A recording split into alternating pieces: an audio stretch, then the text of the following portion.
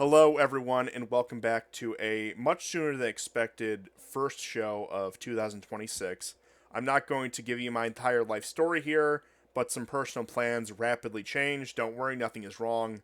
I'm alive. Everyone I know is alive. Our fine co-host and guests here are alive and well. I assume. I don't know, but Ugh. we'll figure that out as we go on. Of course, Happy New Year once again if you're on the Masonic calendar, as I was telling my good friend GSP right Oh, here. oh Uh, God. but the real New Year, I suppose, by the time this releases, will be 9 days away. I don't know. You Yeah, keep you yeah. keep better track of this than I do. But once again, Merry Christmas to all those of you who celebrated on the aforementioned Masonic calendar. Because you see, God. I'm far better. Oh, Of course, I didn't. Of course, no, I'm not on the Julian calendar. I'm taking you all for a ride here. But our good friend GSP is, and of course we have Geo. That's the guest. And we have a lot to discuss. We're going to cover some news items, some recent news items, including some breaking news like Seversk and nothing else. No. And we're also going to nah. do a little bit of a retrospective on the year that just passed and try to make whatever sense of what we can. But we have a minutia minute to cover, and this will be the most important part of the show, so I want your undivided attention, please. Thank you, thank you. Yeah, so the big news, of course, is that everybody's talking about is Seversk, Oh. not Maduro. Anyways, I'm so sorry, let's who? get into frontline news. Let's start with the first map. Is that kind of like an empanada? Like, do they fill it with pork instead of chicken? Maduro, what the hell is a Maduro? Is Uh, that like a I think I've Michelob gotten Ultra? food poisoning from one of those. I'll just say that much. You got- Invincible ignorance. I think I just Maduroed in the washroom. Oh. So Anyways. yeah, so starting out the frontline news, you can see where the arrows are located. We've got some stuff happening in Kherson and Volchansk, but the three arrows that you see are all in the Donetsk Republic or the border of the Donetsk and Zaporozhye and Dnipropetrovsk um, areas. And now, let's begin with Kherson. Before I begin, I should mention that the Russians and the Ukrainians have been exchanging strikes now for 4 years. forever, but in a heightened sense, especially since I would say early October, like after the first week of October. And it was no exception that on New Year's Eve, New Year's evening, or like the early morning, um, the Ukrainians launched three drones with incendiary bombs into a cafe that killed five miners, one of them under six. Of course, there was a retaliation strike, but the retaliation strike by the Russians happened in the city of Kharkov and the Kharkov Oblast, and two Iskanders were shot. Now there were secondary explosions, meaning that this residential building was being used by the Ukrainian military to store ammunition and whatnot. In fact, the first photo to emerge was a guy in uniform coming out of the rubble. That was quickly deleted, but the the internet doesn't forget anything, and people had already made screen caps. So I should mention that before I go on. As you can see in this map, that the Russians have made a small gain in an area not far from Novokhovka, bridge. This is just south of Kherson. It's very very small. There's active fighting there. In the blue, on the southern bank or the right bank of the Dnieper River, those dakyas are controlled by Ukrainians, and so this is not a front that I think people should expect much will happen, because crossing here will be extremely extremely difficult. This might just be a feint. This could be territory that is so small, frankly. If the Russians lose it and regain it in 6 months, they won't care. Like I say, it's I think mostly there to keep the Ukrainians at bay, but the real progress has been happening elsewhere. And speaking of, let's go to the next slide. You can see what I'm talking about. The area um, of where this rail, well, it's a highway. Now there was a daring rescue here that took place. I remember we did a show about 2 years ago where a bunch of Russians were caught off guard by the Ukrainians, and a BTR armored vehicle came and picked them up. They rushed in. It was shot at. Some of the shots hit, but they made it out miraculously. It's just interesting to see that this area is active again after over 2 years of very little activity. Anyways, let's go to the Zaporozhye Western Donetsk front. And in this first map, we can see what the Russians are basically doing. They're moving in these directions to go into the narrow end of this dual belt of fortifications that the Ukrainians have built. These fortifications are even more dense and um, complex than those that were built by the Russians by Surovkin. So keep that in mind. But we'll go to the next slide. And this is Gulyapolye. Of course, Gulyapolye fell just before New Year's, if I'm not mistaken, or somewhere thereabout. And and so I'm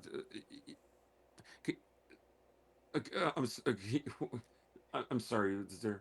Oh, I want to tell the broadcast that China is monitoring the closely the situation. Yes, closely. China is. China is closely monitoring what's happening in Venezuela. Yeah, So true. yeah. This is break. Thank you so much. Breaking news. My brother's always here with the break. He listens to the show, and China is monitoring the situation with Maduro and Venezuela. Believe it or not, we've had GSP's brother on here, and the audience has not noticed. We've had him do entire Total shows. China victory. Yeah, total China. After Ch- or total what is Aryan it- victory with Vivek. Well, Argent does that one thing I really love. He goes, "China economy strong." Oh, So the next slide will demonstrate a little bit better the direction that the Russians want to go in. And this is what I mean about going into the narrow instead of head on to the fortifications. The Russians have been doing this, and they've taken at least 40% of this belt in the Donetsk region. Now they're into the Zaporozhye region. So this gives you an idea. Um, Zalizn- Zalizny is the next town, basically, that they want. Gulyapolye is the largest town in this area. I don't know if Oryhov is like a similar size on the map. It looks about a similar spread, but definitely in this side of eastern Zaporozhye, it is by far the largest hub. And this will make for the Russians pressing westward a lot easier because all the bigger towns for them, which were much further away before they lost Gulyapolye. Now, of course, the big news with Gulyapolye is that the Russians advanced so quickly, they took over an AFU command center. And documents were left about literally the Ukrainian soldiers evacuated this area, including some of the, I suppose, petty officers who were in charge. Drone operators left, of course. And so the Russians now have some kind of information over and above what they're gathering themselves independently. Anyway, so that's Gulyapolye.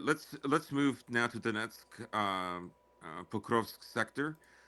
Um, you can see where the gains are. They're all basically northwest, and west of Pokrovsk and Mirnograd, which is still not fallen, according to Deep State. yeah. But what, for those who don't know GSP, like, what do those lines represent? Are they active Ukrainian fortifications? Are they a Yes, series of trenches and command posts? exactly. Or, Those are deep trenches, and but you also weren't here represent for the strength show, but at abilities the as end of well. December, Google Maps finally revealed them. Mm. They were obviously there. They were there for months, if not at least a year. But yes. So now, if you've noticed that there's more trench networks and more defensive lines being built, well, now you know that it's even more complex and there's more depth than we originally thought. Now, the Russians have completely resecured Rodinske. The next slide will show you, and they're going to be moving towards. Well, it's actually an ice cream shop, or was an ice cream shop. Now it's just a place with snow on it. And they're going to, of course, try to take the town of Shevchenko, which is roughly the same distance it is for the Russians in Rodinsk to the ice cream parlor. Not to be confused with the, I don't know, hundreds of other Shevchenkos in Ukraine. Yeah, there's literally, I think, Are a they dozen going to towns. defend the Burger Town from the Russians? Time will only tell, but I have to let you know, I have to correct GSP on one minor point here. Those yellow lines are actually called victory lines, which means Ukraine is winning. Yes, yes, Yeah. yeah. I really hope they name like a new city in Western Ukraine, Veliki Mac. Like, like Big Mac, like The Big Mac. I, yeah, I think they should rename Lvov that. Okay, it was Veliki Lemberg Mac. once upon a time. It was Lvov under the Polish. It's Lviv under the Ukrainians. It needs to be Veliki Mak. That's Veliki Mac. You want to make Putin mad? Name it Veliki Mac. So the next slide basically shows you what the Russians are doing. Now, again, the Ukrainians repenetrated this area. Okay, so these three arrows represent the Russians bypassing them, not going head to head inside these. So they're going to envelop them completely by completely bypassing them and going for the town of Belitske. So that's essentially their goal. This will stop any kind of supplies that can be brought in, except let's say for some drones. But this is so deep in Russian territory that the drones, many of them, will be shot down. Anyways, next slide just gives you an overall idea of where the gains have been for the Russians. Um, and the slide after that is the general direction where things are pushing out of the Pokrovsk area. And that little crescent that you see, that's Dobropilya. So Dobropilya is the next. It's not big by any means, but it is bigger than some of the other villages. But it's nowhere. I don't even know if it's bigger than Rodinske, which is like a town of 10,000. And we're getting close to wrapping it up. So in the Donetsk-Seversk front, you can see with the first slide that Seversk has been captured, but the lines there have really broken. And you can see that the Russians have moved well west of Seversk. Of course, this was the city that, or large town, that the Russians tried to take many, many times, and it didn't work out. They came very close in the first year in 2022, but they were pushed back. And then with the Kharkov offensive by the Ukrainians, they lost even more territory. And I believe they were pushed back all the way to another town that is, there's many towns in Ukraine named Belagora, but that's where they were pushed to. Now I think it's done. The Russians will just continue pushing westward. And the next slide is a close up of what they're trying to do. So they're going to take more of these fortifications, these that also are aligned closely with forest patches and small settlements. Um, that's the general direction that they want to go. Now, the next slide shows two circles. I've got Seversk that I've circled, but way up at the top is Liman. Now, a good, I can't get you any like solid map yet, but a few days ago, the Russians pushed well into Liman. This is, the Russians, as you Krasny like to say, Liman. Krasny Liman. Uh, Yes. And finally, the next slide is just a little bit, if people could see, it's a little clearer. It's a little bit bigger of a magnification. of Krasny Liman. You can see that there's heavy fighting over half the town right now. So the Russians are going to try to align Liman or Krasny Liman with the territory west of Seversk. They want this area. Um, I did think that the forest patch south of Liman would have delayed the Russians even more, but apparently it hasn't. And then lastly, we come to Volchansk, and this is the area basically north of Kharkov city. Now, the Russians have been retaking territory here that they lost back in May of 2024. Some of it they never had, and the next slide, the blow up will show you where they are, and it's Hutori, yeah, Volchansky Hutori. Um, so that's where they are. There is a Volchansk River that runs through here, and they're going to want both sides of the river, not allowing the Ukrainians to have like basically a front line that's easier to defend. And lastly, it's just a blow up of the territory that they captured here. Again, it's a small gain. It does have an industrial sector, as you can see. Those are not residential buildings. This is just a satellite around the town of Volchansk, and that's it for the frontline use. So, shall we discuss some of the cabinet shakeup in Well, Ukraine yet again? Yeah, well, what are the yeah. conditions though? I mean, the trenches are pretty like they have to get all like in the forest they have to like get all their supplies. I'd imagine they don't have a lot of amenities. But what are the conditions in these towns being besieged? Do they still have running water and electricity, or is Uh, it like, yeah, I how is would it? say most of them don't. Oh, I Most of see. them do not. I saw some people that were rescued by the Russians in Kupiansk. Now, Kupiansk is like 50% of it is under Ukrainian control. But about 5 days ago, the Russians doubled down on stopping the Ukrainians from taking more of it. And honestly, I have no news for a week. And there isn't any kind of mapping that is 100% certain by any side. So, I mean, we will probably know by the time of the next show, but at the moment, I don't have anything. I I have some screen caps, but they're even over a week old. I think they're from like the time that um, Constantine and I did the show, like before you came on, the last show of Hmm. 2025. But yeah, as far as conditions, there have been rotations. I think both sides are now switching to the white uniforms because a lot of snow has fallen in Ukraine. Mm-hmm. Uh, and of course, most of the forests have no cover at all uh, because most of the forests are deciduous. But of course, there are conifer-based forests that in the Severodonetsk region, not far Yeah. from Slavyansk and Seversk and all that, and along the Severodonetsk River. But yeah, that's all I have. No, I but mean, my if you have point any being more is that questions, let me know. no, but my point being is like they're Mm. fighting in conditions where they don't have reliable electricity sources or waste management or running water, and so that Yeah, both in the winter sides. that's like must magnify a lot of their problems as well. Right. Yeah. I mean, now the ground is probably much harder, and it's easier for most vehicles to get through, even off Mm, roads. But winter is more taxing on the body. You know, men don't.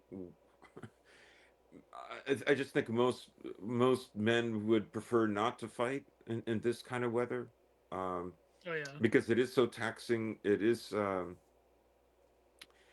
it drains the body of more energy.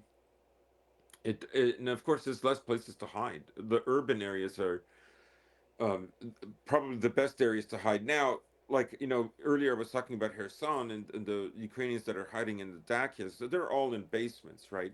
Their supplies are flown in by drones. Yeah.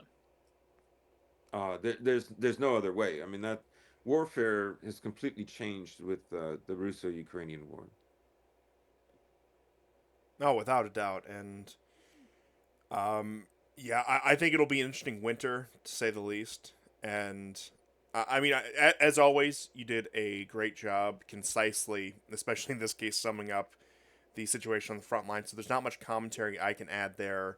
But there were two other Ukraine-related items I wanted to discuss. That Hmm. being number Hmm. one, the drone attacks on Valdai and the alleged assassination attempt towards Putin, Yes, yes, and Oh definitely want yeah. to secondly, talk. the shuffling with Budanov closer to Zelensky. And we'll start with the drone attack. So I believe those were on. It was either the 30th or the 31st. It was right before the new year, where you had this swarm of about 90 drones head towards Valdai near Novgorod in an attack on a quote unquote compound. Now, it's later found out this is one of the presidential residences that Putin stays at when he is in the region. And of course, being president of a country as large as Russia, Putin has a lot of these presidential estates, if you will, spread throughout the country, where he can conduct official business to the same degree as if he were still in Moscow. Because, like I said, largest country in the world here, going to need a lot of, I guess, so-called command posts in order to just run the country with day-to-day affairs of state. Now, at first, there were denials. It was, well, no, this wasn't an attack on Putin, whatever. 90 drones, that's insane. But as time goes on, more and more of it gets revealed. Yeah, we did send about 87 drones, and the Russians claiming 91 is such a lie. It's a fabrication, or the number shift somewhere from the low 80s to the high 90s. No, it wasn't an attack on Putin, even though we were swarming drones around his residence, etc., etc., and that Budanov has personally tried to assassinate Putin on a number of different occasions.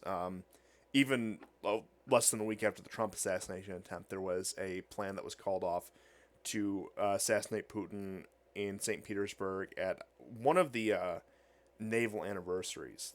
That was in late July 2024. But you go time and time and time again, and there's all these sorts of attempts that go back once again to Ukrainian military intelligence, to Budanov, who, as it looks like, is And the being, CIA, yeah. because that's who's helping them Well, do it's this. yeah, it's all I the mean, the New same. York Times admitted that it assisted in this. Oh yeah, Like the U.S. Oh assisted wow. in trying to kill Putin, which I'm not surprised. You know, his helicopter was attacked a few months ago. yes, and I'm glad you brought that up. But I think I will say for the sake of the audience, whenever I talk about Budanov, whenever I talk about Ukrainian intelligence, I talk about it with the assumption that Ukrainian intelligence and the CIA are effectively one institution. But with that being said, yes, the CIA was directly involved in this one, and that Trump apparently had knowledge of this. Yeah. All the while, he's trying these great diplomatic gestures where right now he's in one of those moods because of whoever he talked to last, because he talked to Witkoff, where the Ukrainians are being very bad. They should take a good deal when they can get one, etc., etc.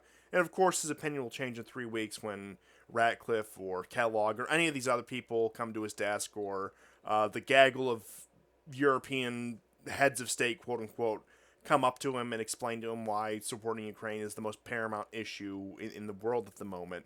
But like I said, Trump is in a rather, let's just say, friendly mood, quote unquote, towards the Russians right now. And even still, he at least gave passive approval to the CIA participating in this operation.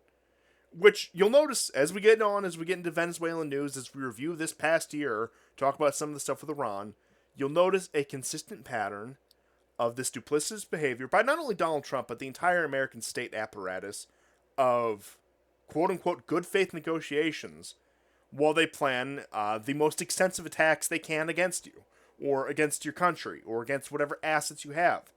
We could talk about the bombing of Fordo, Operation Spiderweb, the recent apprehension of Maduro. There are Hmm. countless examples I can go on about this of these wonderful, warm, friendly negotiations. I'll go back even to Trump's first term, when I think it was the lead up to the Vietnam summit with the North Koreans, where there was that SEAL team that tried to infiltrate North Korean territory and actually took a significant number of casualties and were driven back because they were trying to stage yeah. a raid into North Korea. And look, there's more examples of this. There's the number of incidents on the high seas just in the past several years, going all the way back to 2019, not to just talk about the recent events with Venezuela and Iran, but going back to 2019, or via proxy forces using British and Ukrainians to harass vessels in the Black Sea. Like I said, it's this pattern of duplicity where over and over and over again, it's we're going to talk this out, we're going to be adults about this, but we're also sharpening the knife to stab you in the back. Yeah, you have to ask yourself, because Putin visited Alaska, and the attempt to kill him while he was in a helicopter with drones had already taken place. Like, I'm thinking after this, I don't know. Are you still going to do that? I mean, Oh yeah, I remember that. the more that Ukraine loses, the more calls there will be to assassinate Putin.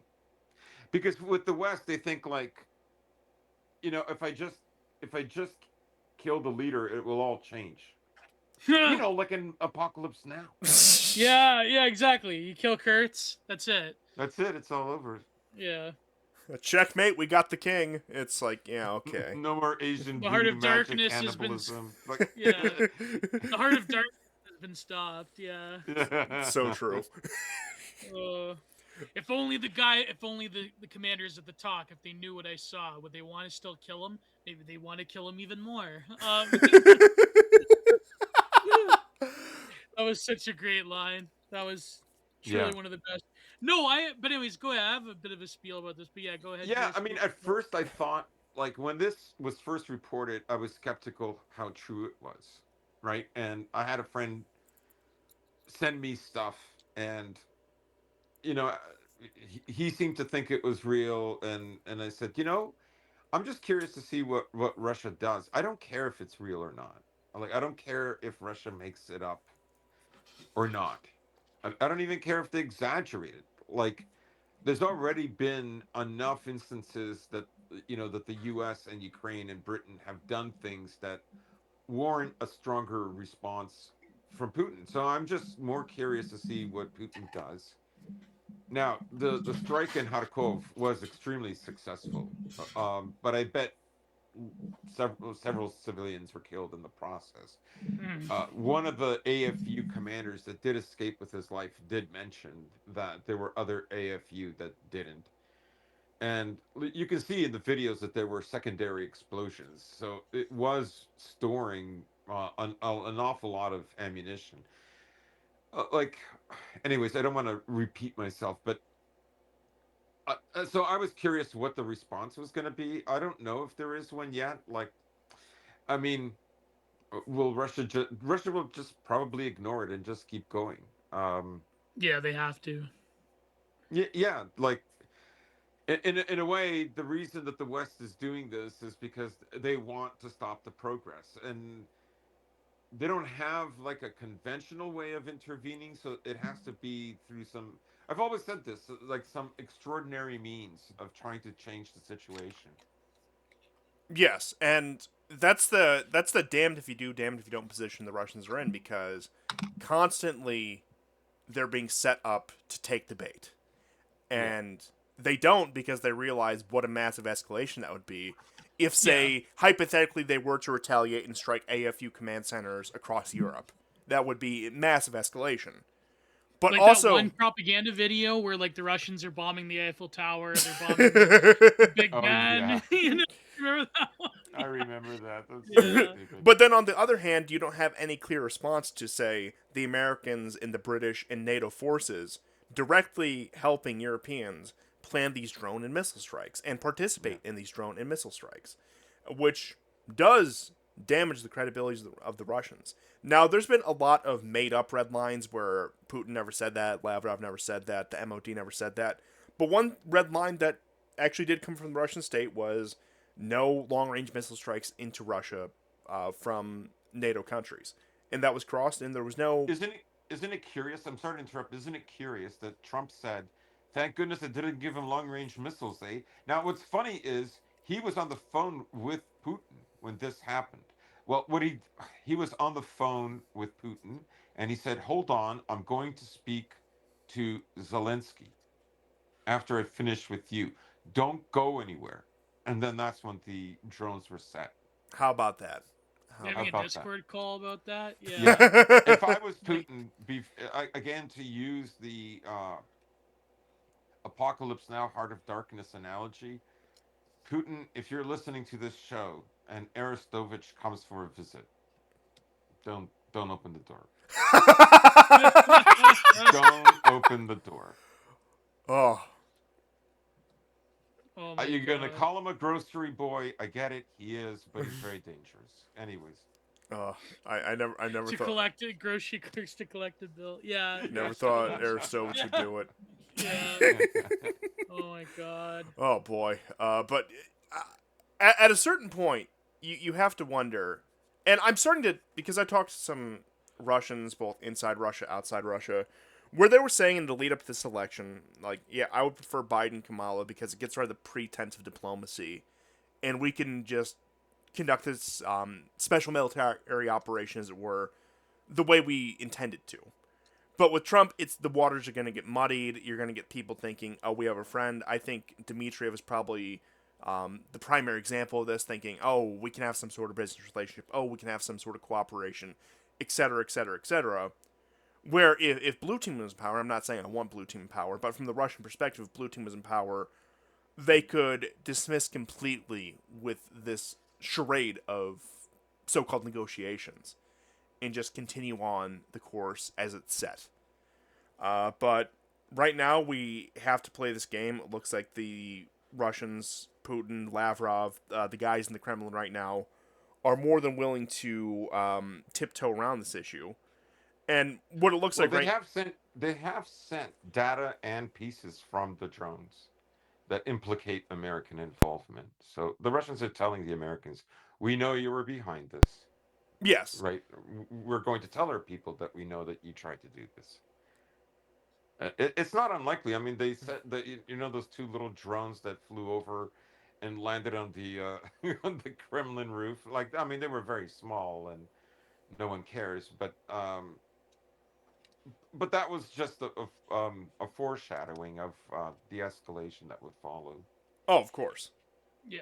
And with the cabinet shuffle with Budanov being more or less at this point one step removed from Zelensky, uh, I think I'm starting to see, and this is not an original take. I've heard several people say this, but I want to echo this take. I think I'm starting to see what the West's, or at least that Trump's desire is, the Trump administration's desire, is to freeze this thing, find some sort of ramshackled ceasefire, stop the fighting sort of deal, and then continue on with the asymmetric warfare.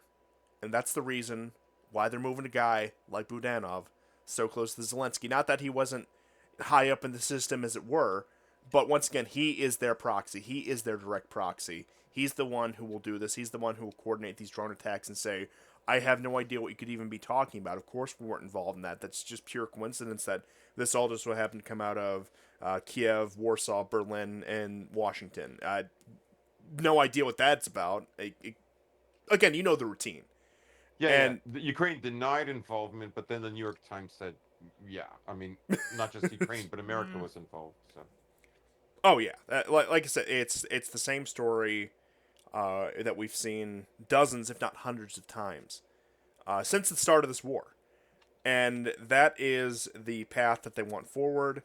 And somebody, because, and I'm not saying this necessarily to defend Trump, but let's be honest, Trump is way in over his head when it comes to anything having to do with foreign policy, and he just green lights the summary of whatever policy document that's 30,000 pages long that they throw in front of him, and somebody is feeding him this information, and he's saying, "Oh yeah, okay, we'll do that. Well, we have the Russians on the ropes. They're going to agree to a freeze, and we can wage asymmetrical warfare against them and get the Europeans to pick up the tab. Oh, that sounds great by me. We can focus on, Cape shit raids in Venezuela now, or whatever quote unquote strategy there is in the Asia Pacific against China, or once again, whatever 30,000 page policy documents being placed in front of him, that Rubio or Kellogg or Rubio, who's also National Security Advisor, gives him a 3 sentence summary of before he rubber stamps it. And that's what it is going forward. That's what the Trump administration's foreign policy in the second term is. strangely enough, it feels like in the first term there was a much more active role from Donald Trump. And I don't want to go on a tangent here. I promise not to ramble on too long about this. But listening to his speech after the Venezuela thing, which I promise we will talk about in a minute here, he sounded so aged compared to what I'm used to. He sounded like an old man. Biden-esque. Yeah, exactly. And like I said, I mean, Trump was 70 when he first took office, but love him or hate him now, then, he was a high energy guy. He was somebody who could get up there and bloviate for 3 hours without really stopping for a rest. Now he comes out, announces his operation. He's talking like this. It reminded me of Biden, where he's talking about how it was the greatest armada ever assembled in the history of the Caribbean, and how we acted with such great precision, and our operators are so brave and so skilled. But once again, sounded like a man who was half awake. And Yeah, it sounded lethargic. yeah, Yeah. I'll give the floor to you guys if you want to continue on all of that or take it in another direction. But Go ahead, Gio. Well, that was the narrative before this like high impact level of Kijang. Oh, sorry, foreign policy intervention in America's sphere of influence. I was gonna say Kijangling, but there was that narrative that because of the lack of certain actions on the part of Trump, that the online right, his most fervent supporters, were going to sort of pivot to the narrative that Trump is washed and Trump is old, and therefore we have to like throw everything behind JD Vance in the next few years, which still can happen. Like, let's be real, but this thing with Maduro has really shored up a lot of the base's support. But Trump is very good at appeasing people that he doesn't have the support of for a variety of reasons. I've been seeing this take from other people, which is very good. But no, we'll get more into that later. No, it's funny. Like, you're talking about how can the Americans like, they did this during Vietnam, and they did this, I'm sure, during World War II, and they did this during Iraq.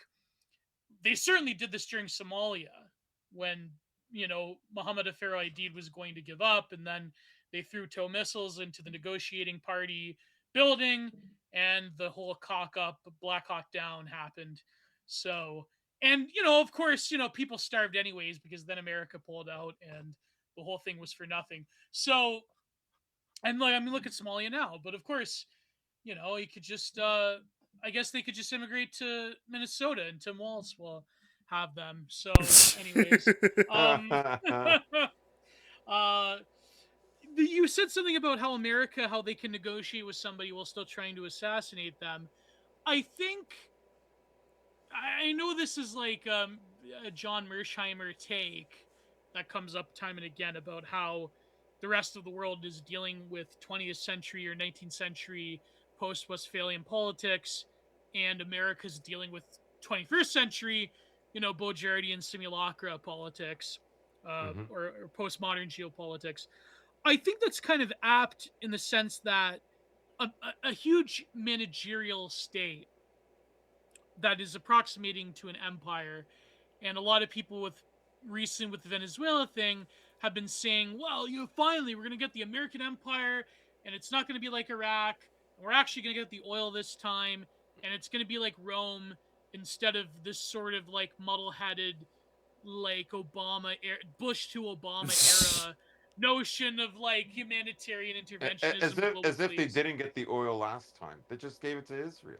Yeah, well, yeah, exactly. So, Remember when Paul Wolfowitz said, um, "Don't worry, Iraq oil will pay for this," and of course his colleague in the Bush administration, Donald Rumsfeld repeated the same line. I mean, I'm sorry, did Americans get richer after the invasion of Iraq? I don't think so. Well, clearly listen, gas prices went down, like with every invasion, every war, every foreign policy yeah. intervention. See, after Iraq, gas prices went down. After the Ukraine war started, gas prices went down. And I'm sure gas prices are going to go down Monday morning when the markets open up, which is why I filled up my gas tank last night. Well, that's an unknown right there. Anyways, Beautiful. oh man.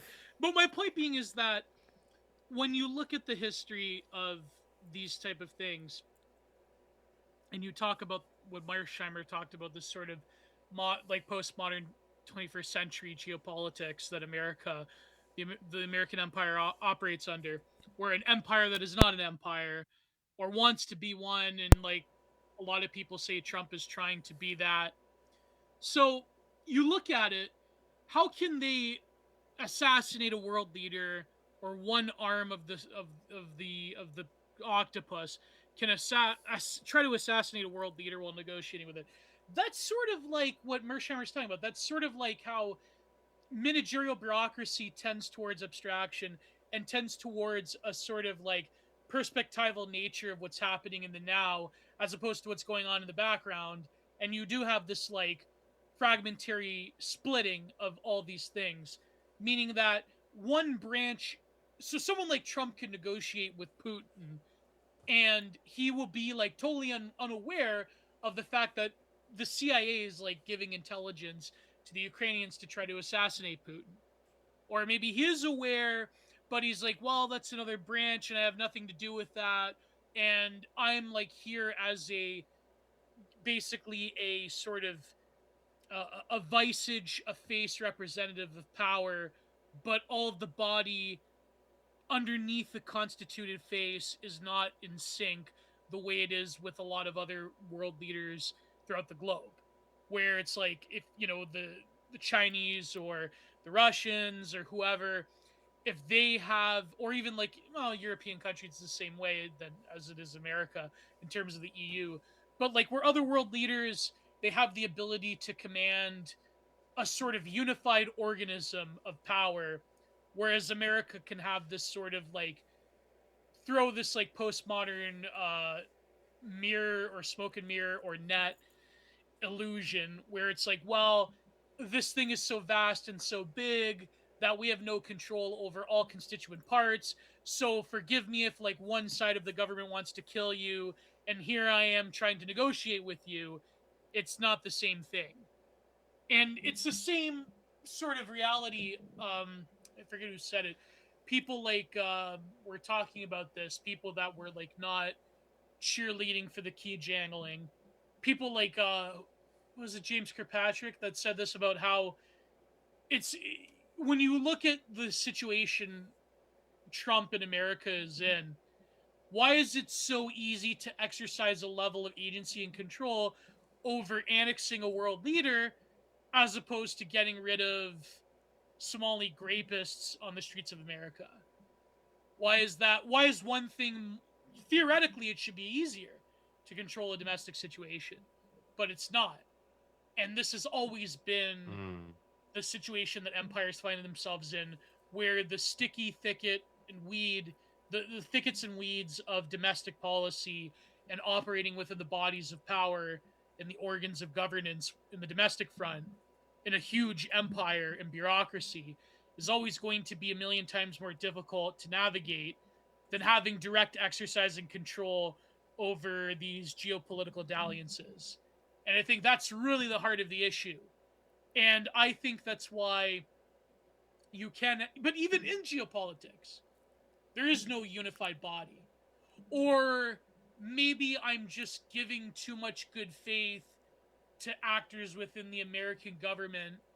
And in reality, Trump did know that they wanted to assassinate Putin, even though they're negotiating with him.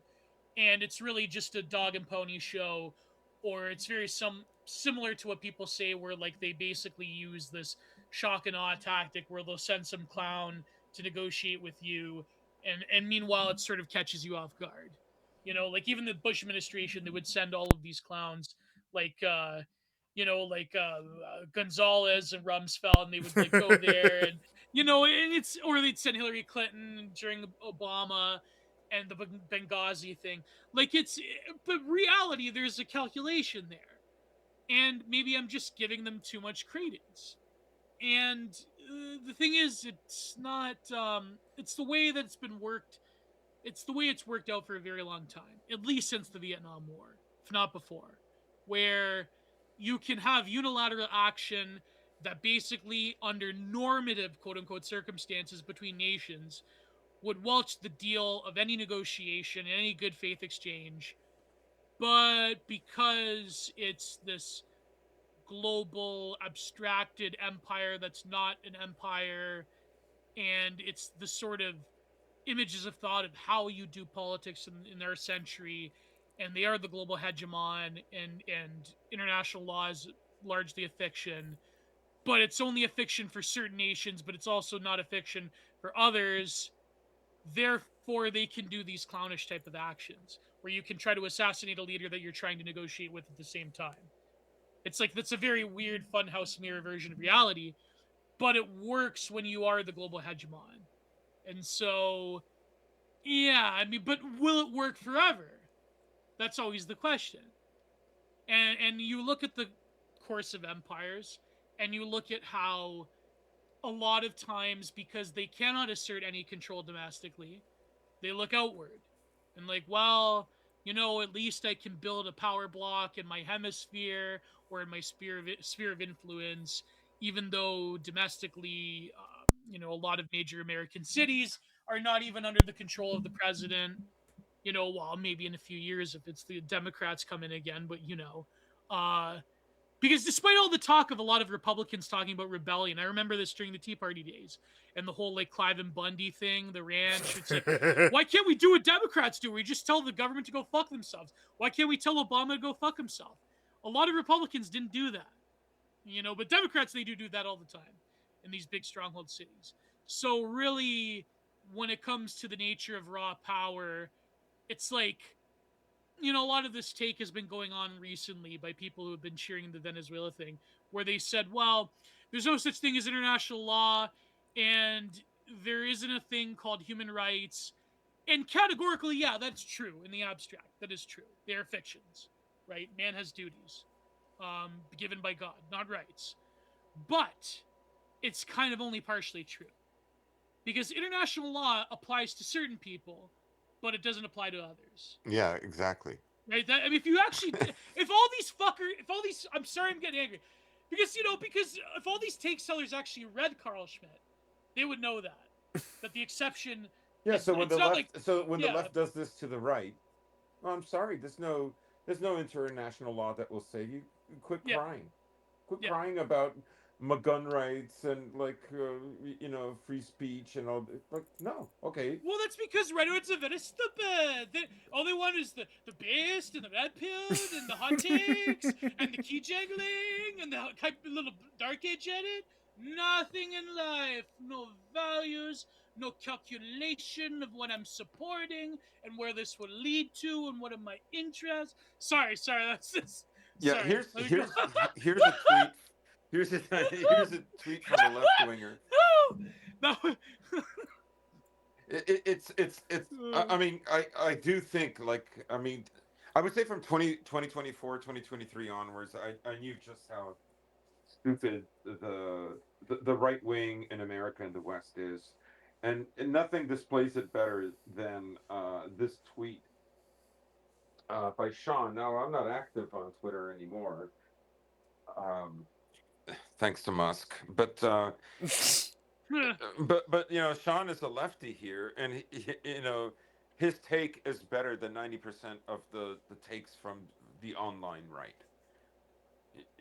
Like, uh, I don't know if you've flashed it or not yet, um, Constantine. Hold on, let me grab this right here.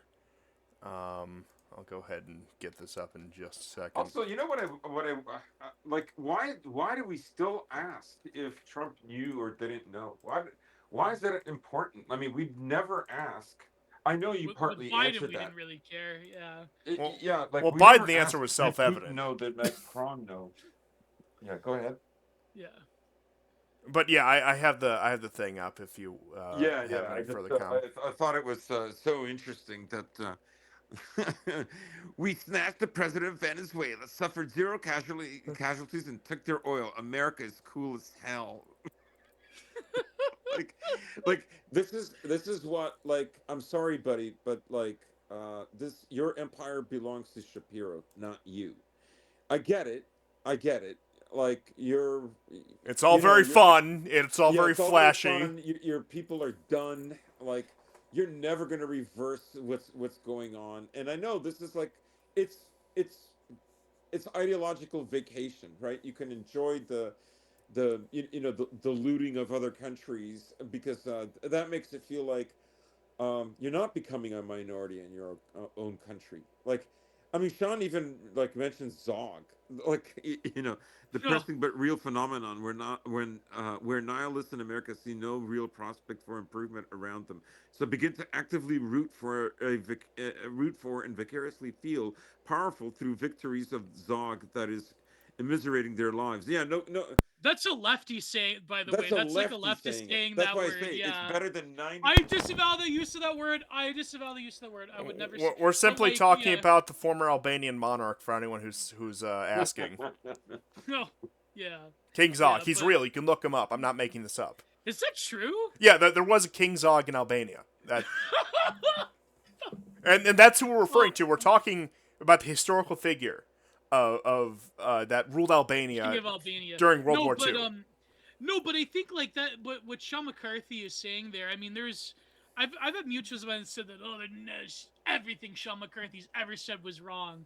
It's like, well, I don't think like there are certain take sellers definitely that have like they make a living off of being wrong, like that VB Knives guy or Richard Hanania or others I won't mention. But like to say that, I don't know. That's kind of a bad faith argument. But like it is a demonstrative reality that whether you agree with this action or not, to be totally fair, let's go through the.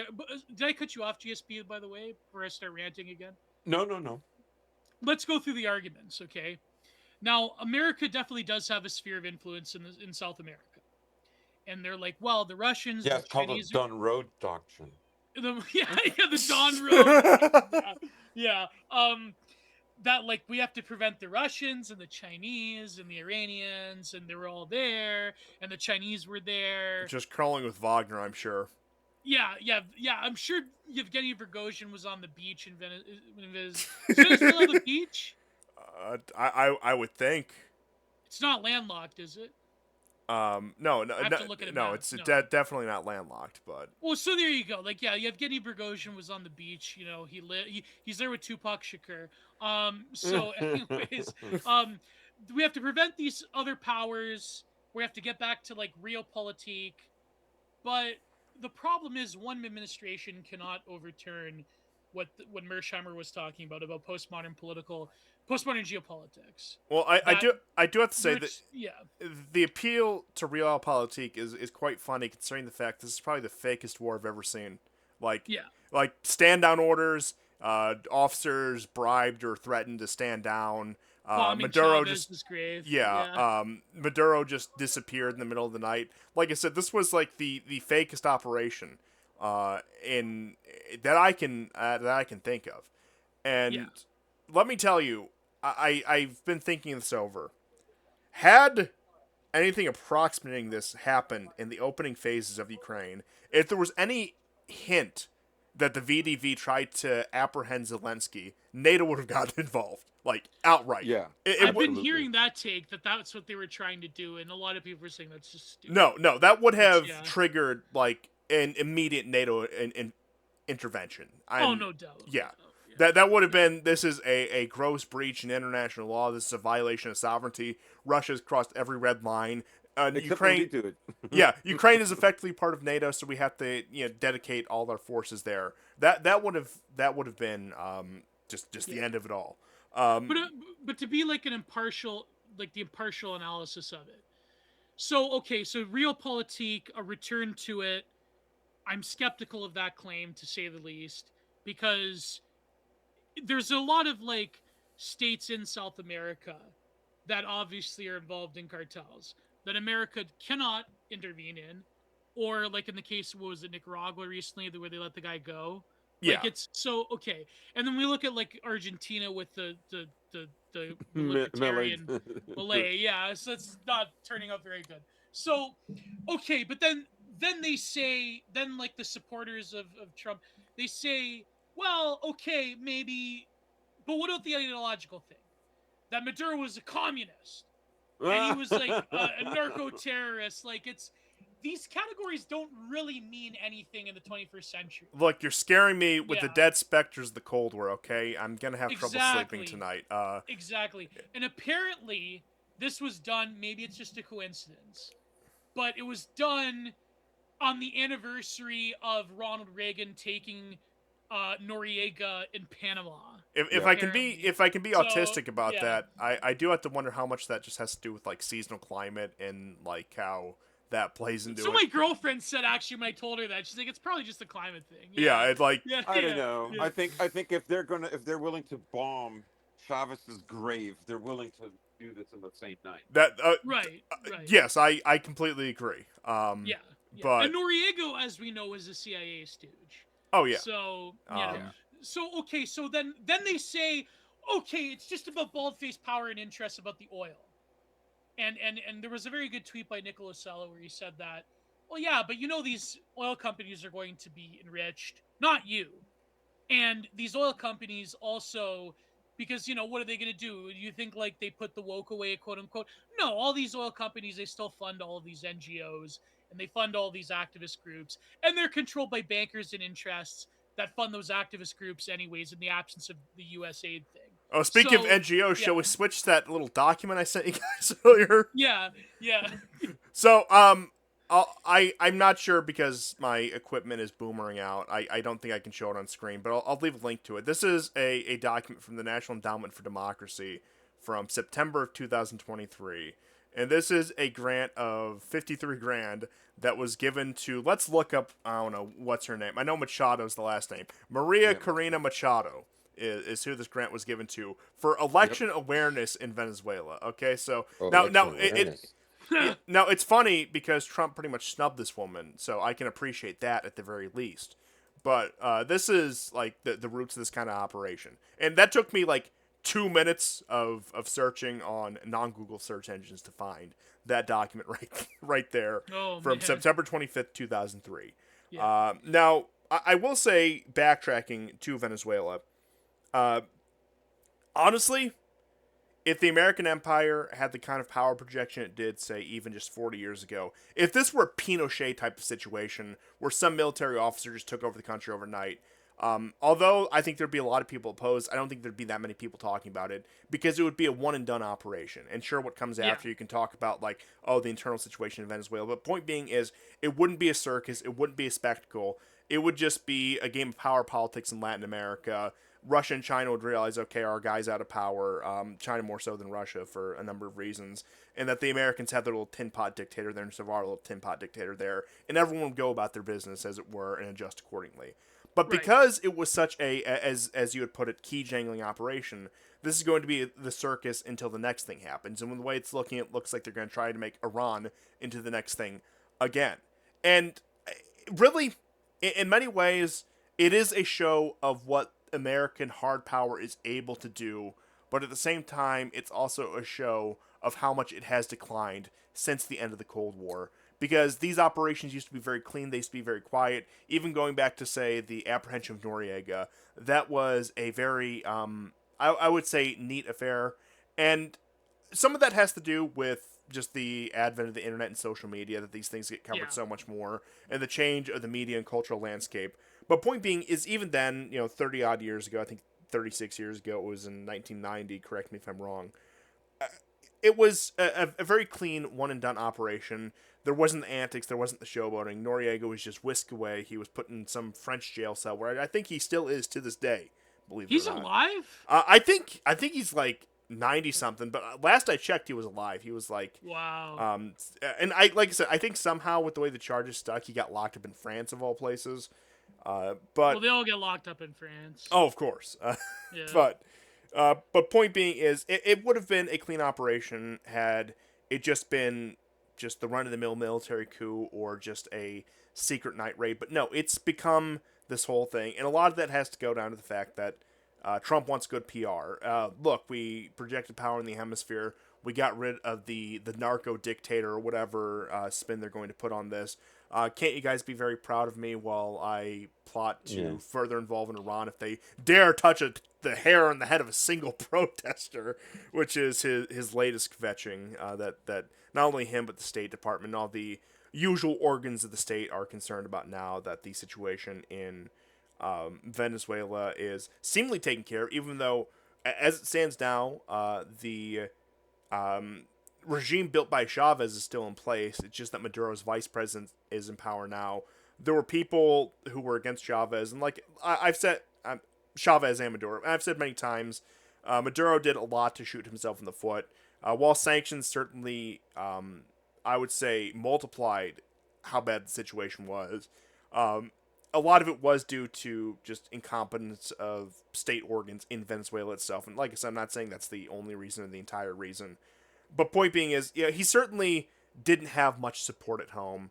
But I would argue, like all these kind of operations, support for the regime is probably going to go up because they view themselves, and justifiably so, as a victim of a foreign attack, that their head of state, even if they hated the guy, he was whisked away, and that it's a reminder they're not a real sovereign country, as many countries are not real sovereign countries.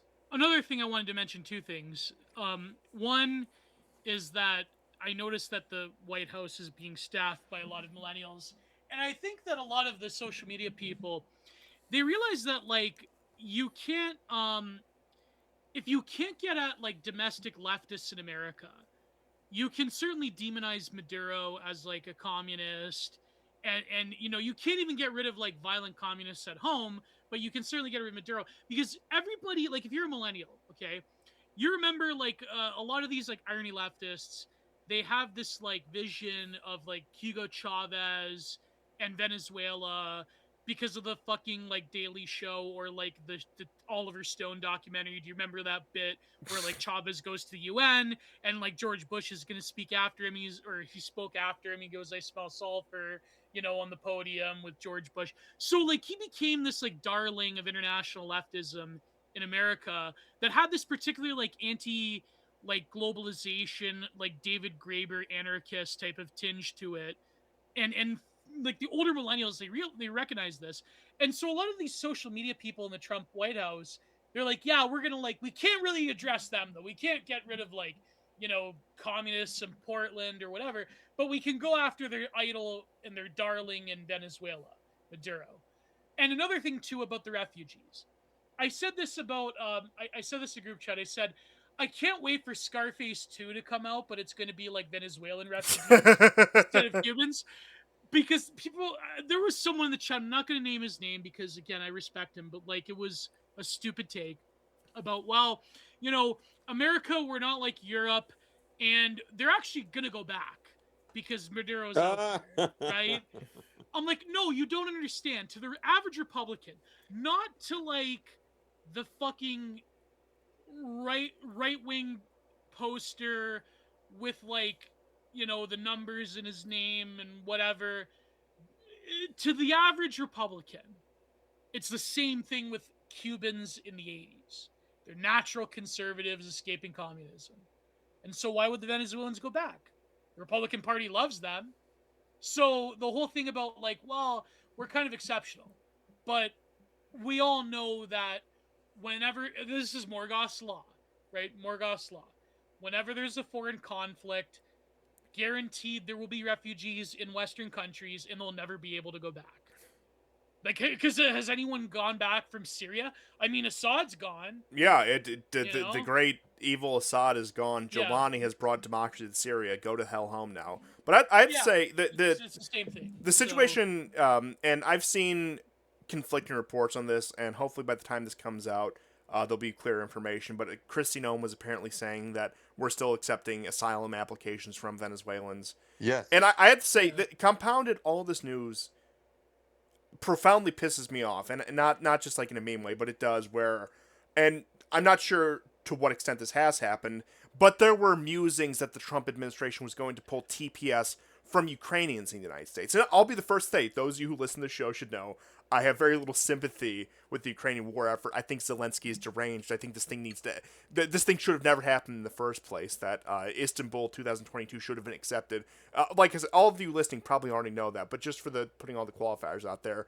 But I've said time again, I would be willing to take in 90% of the Ukrainian population, if nothing else, than to deprive them of cannon fodder, number one. Number two, I live near actually a very large Ukrainian diaspora, and aside from, I don't know, maybe some suspicion of organized crime, they're generally orderly people. I haven't had many problems with them. I don't fear, like, the women in my life walking around the Ukrainian neighborhood after dark, for example. And like I said, I have very little issue with them being in this country. I can understand, like, maybe in the case of, like, Poland, where there has been issues like that, why they might have a bit more of a sour opinion, especially considering the mutually negative history between the two. But looking at it from the perspective of the United States, I can't care less. So you're telling me that you have the Trump administration, the clowns there, musing, pulling refugee status, TPS status from these people who, like I said, I could be wrong. By all accounts, have at the very least just been a net neutral to this country. That who, if I go into one of the stores or one of the businesses that they own, they'll serve me in English and not pretend like, oh, hindi po yung mayo. Like, they won't do that to me, even though half of them think I speak Ukrainian or whatever Slav language. I don't know. It's just something. Something that always happens to me whenever I go into like European grocery store or something. But I'm getting too far off on a tangent. But Miami can be Cuban, Venezuelan, press 2 for English. We refuse to serve you in English because they're natural conservatives, and that's the line this administration is trying to sell me. That's your based first worldist administration that's gonna stick it to like the global South. They're all a bunch of brown peasants. It's like which is why Miami looks like your average Latin American city. But I digress. One thing I wanted to say is. Because I remembered this, the late 70s, one of the things I remember about America was, the rehashing and the revisiting to Vietnam. It was something that really did shock the Americans. I remember living through that, right? Oh, yeah. And, them invading Panama, then Grenada, then, getting involved with Nicaragua, and, with Iran. All these CIA ops basically working with cartels selling cocaine to Americans, et cetera, et cetera. They will often, like when they lose a war somewhere, they will go, like literally South America is like a punching bag for them. And they'll go beat them up because they desperately need a victory. Trump needs a victory, right? And that's part of the reason why this is happening. Of course, there isn't just one reason. There's never just one reason, but you can also see just how stupid most of the MAGA supporters are, because they'll cheer this on because they're desperate for any W, right? Trump's first year in office has been more or less a disaster. It has not been good, and it will get worse because he is getting worse. If you think he's slow and approaching, Biden levels of dementia now, wait till like 2027. I don't want to think about that. And especially with the people around him who are going to puppet him as much as Biden got puppeted by the people around him. That's going to be a fun time. But I did want to build on the issue of Venezuela.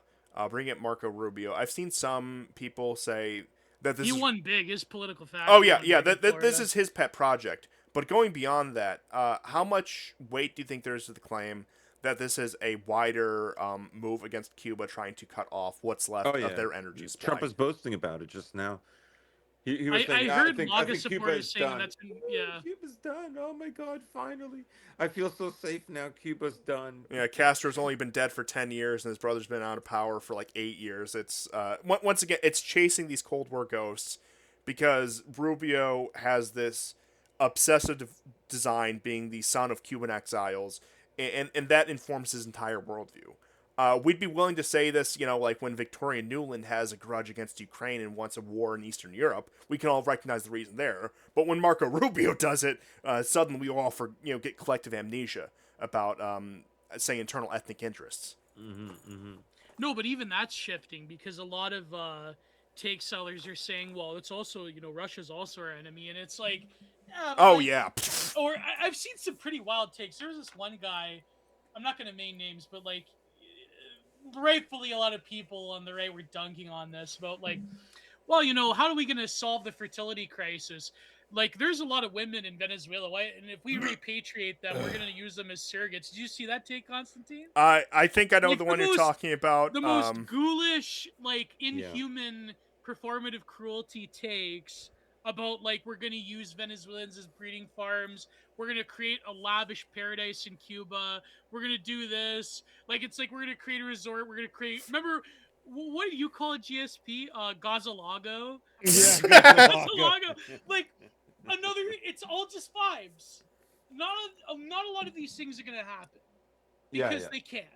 And the one and it's like I know it's just like posters acting stupid or whatever, but even the leadership of Venezuela to get rid of Maduro, okay, so his people come back into power or it's left in limbo. But the theory that it's going to be like an American protectorate is yet to be established. The more realistic option, or I mean not option, but the more realistic scenario is that the drug problem in Venezuela gets worse in terms of shipping drugs. The other maladies of a failed state gets worse, and it's going to be a liability unless there's dramatic action. Which or will spill America, over into Colombia. which will spill over into Right. Mexico, which will spill over into America. Why would America So, want yeah. South America to be prosperous? Why would they want that? They don't. People were saying this now they can have a chance at being prosperous. But You know, really? as if Yeah. I mean, like this is such a strong mythology for Americans. Right. They really are a sack of hammers. It's just that stupid. Like no amount of historical demonstrations can ever convince them. Again, invincible ignorance, just invincible ignorance. Imagine Perfidious Take, for Albion instance, yeah, with less of a take, sense for of instance, history. Rubio, right? Rubio was a mentor. His mentor, rather, was Paul Singer. Paul Singer was Ugh. one of the guys that was responsible for Argentina's economic collapse because he owned so much of the debt. Beyond that, he was also responsible for the hollowing out of the Midwest. He was one of those people who destroyed the Rust Belt. Yeah. That's right. So these people, right? Like these people, like it's not your country anymore, you stupid idiots. Like you already lost it, and you're still. I mean, I think it's hopeless because global elites like Paul Paul Singer, but there's other like global elites. It's like they literally make money off of your suffering. Why would they want to stop that? Yeah, It's just, Oh, yeah. you know, They want you I've to be seen this prosperous take. in power. They want you to challenge their power. They want you to be prosperous. How did the Iraq War? How did all these wars turn out for you? Yeah. No, but that's what I was going to say. Like, I've literally seen, and not that I have like a big love of Maduro or I think he's based or whatever. I could care less. But like, the point being is that it's like an implicit neoconservative argument to say that, well, now the oil resources are going to be freed up, so now Venezuelans can have like glorious first world capitalism and use that oil wealth to further advance their people. I've literally seen this take from take sellers. It's like, okay, number one, who's going to get the oil? And number two, what are they going to do with that oil? And number three, has any country ever been enriched after their leader has been killed or deposed by Western forces? And mind has you, there ever been an example of this? days before this, Maduro ran up the white flag again, saying, Exxon can have their assets back. All these Western companies that we nationalized 20 some years ago, they can have their assets back and they can have their exploitation rights. In which case, once again, we could have just taken the quiet option, shook our fist at Maduro, say, "Damn you, dictator." No, they needed a public display. Yeah, but America beating somebody up. Exactly. The war in Ukraine is not going well. They needed a squash match, to quote a wrestling term. Yeah. But I mean, that's all it comes down to. I was complaining off air. I suppose I'll bring it on air. I hate talking about Latin American politics. I hate it when anything happens down there because it's always the same over and over again, and it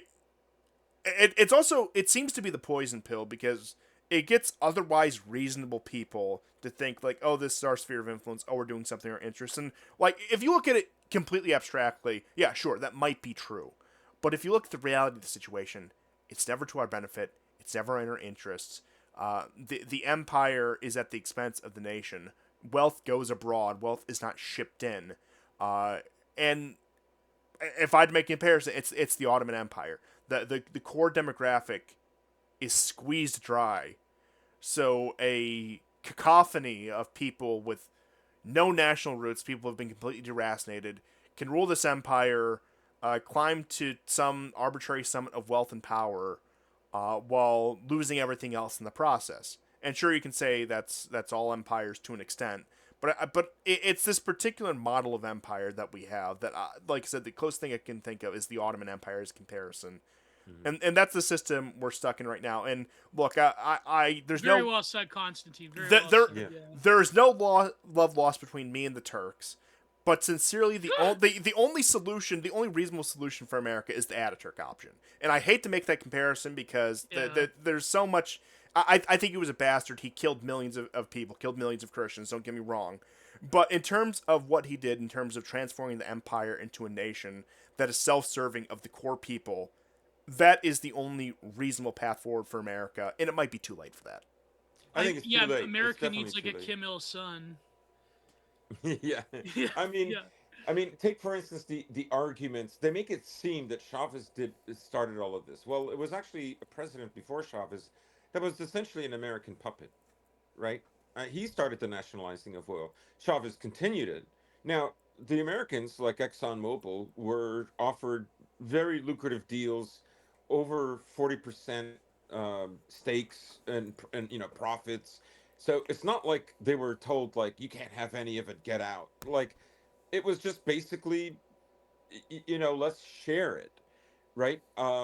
Also, historically, Venezuela, they supplied most of America and Britain's oil during World War II. Britain started at 40% Venezuelan oil, and by the time the war finished, they were using 80%. 80% of their oil that they were using was from Venezuela. But um, as far as I know ExxonMobil is not there, and they were there. They were the biggest operator, but as far as I know, Chevron is still there. And of course, when you get to the idea of okay, what kind of oil? Yes, America has a lot of oil, the biggest reserves in the world. But the thing is, Yeah. the thing is you have three grades of oils. You have very light oil. It sometimes comes out clear. Then you have the dark brown oil that's like somewhere in between. And then you have like almost black. It's incredibly viscous. It's good for manufacturing, but to turn it into gasoline requires a process and many refineries, right? Like America sanctioned all these, right? Like basically Venezuela is like Syria in so much as decades of sanctions finally crippled a country to the point that the government could not pay the military a living wage. $100 a month in Venezuela is not enough. And in Syria, they got even less. So that's one of the reasons why, obviously, this is an op. Like, I don't know if Maduro knew or not, but I can guarantee you there were people in the military that knew and signed on for it, right? Yeah. Because, it's just there's a point where if there's not enough money, if people can't survive, that's it. And um, so, a lot of people don't even know this stuff. Um, and again, they go back to Cold War analogies as if that's still happening. I had a friend of mine who was Satan beat up on little Satan. It's like, I don't think you really know what you're talking about. Like, what, because of communism? Ooh, communism. Nobody was being stopped from being a Christian. Like, that label doesn't even apply. Like you want your gay ass democracy, right? You think you like capitalism. That's why you tolerate like gay men getting babies from surrogates. Ugh. That's why you are The like how biggest you are. conservative You're influencers. you're Yeah. you're pathetic. Do you understand? You're pathetic. You're going to claim you're a Christian. Like, please just stop. I think, well, that's the thing. Like communism in a lot of nations throughout the world, like I know this is like total like fucking 2017 theory cell on the E-right type of talking point, but it's true. Communism throughout the world in a lot of these nations, fifth world nations, they're not like fucking Portland Antifa. It's something They're entirely different. It has they're a tinge of, essentially yeah, they essentially adopted the policies of Nazi Germany without the other exactly. stuff. Without like by the race science in the right. anti, yeah. Now it was still nationalistic. Socialistic nationalism, like for real, like in terms of just what those words mean, it's a Yeah. nationalistic form of socialism. Yeah, yeah. Yeah, yeah, that's what it was. It was socialism within a country instead of international socialism that would benefit, Western bankers essentially, right? And I just, the the thing that bothers me is these people, like they have like this kind of moral hierarchy in how they judge all these events.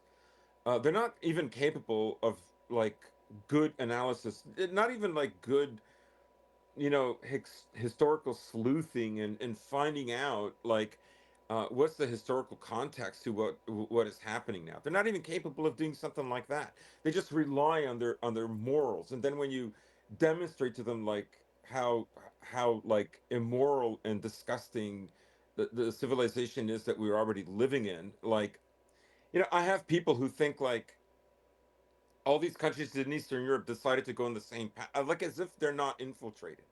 Like there was a video that came out very recently of George Soros on Romanian television. Oh, imagine Yeah, that. yeah, and he Wow. talks about setting up like in all the Baltic states in 1984, early 1989 in the Soviet Union. This is literally in December, like just before or after Ceausescu is killed, and he's there giving an interview, and of course he brags about how he opened his open society there in Romania as well. Like again, I posed this question. I posed it to somebody else today from Russia. I said, all this liberal stuff that you complain about, but like, you know, um, you tell me what your said preferences are, but anytime it looks like the empire could be getting weaker, you start to panic, right? And I said, okay, I bring up a story that I had. Like I knew this liberal girl from Brazil. This She was actually a very nice person. In any case, I posed to her the same question I posed this guy. I said, okay, think of all the gay shit you don't like. America becomes super weak. Like they just can't project power the way they used to. Is anybody going to uphold all this global homo stuff? I doubt it. You really think it's going to go on? Who's going to push it? Like it will be the first thing that indicates that American power is on the way down, right? And these morons still think like Trump is going to turn it around. Like it's just, I kid you not. And it doesn't matter whether they're like 41 or 67. Like they're all spiritually boomers.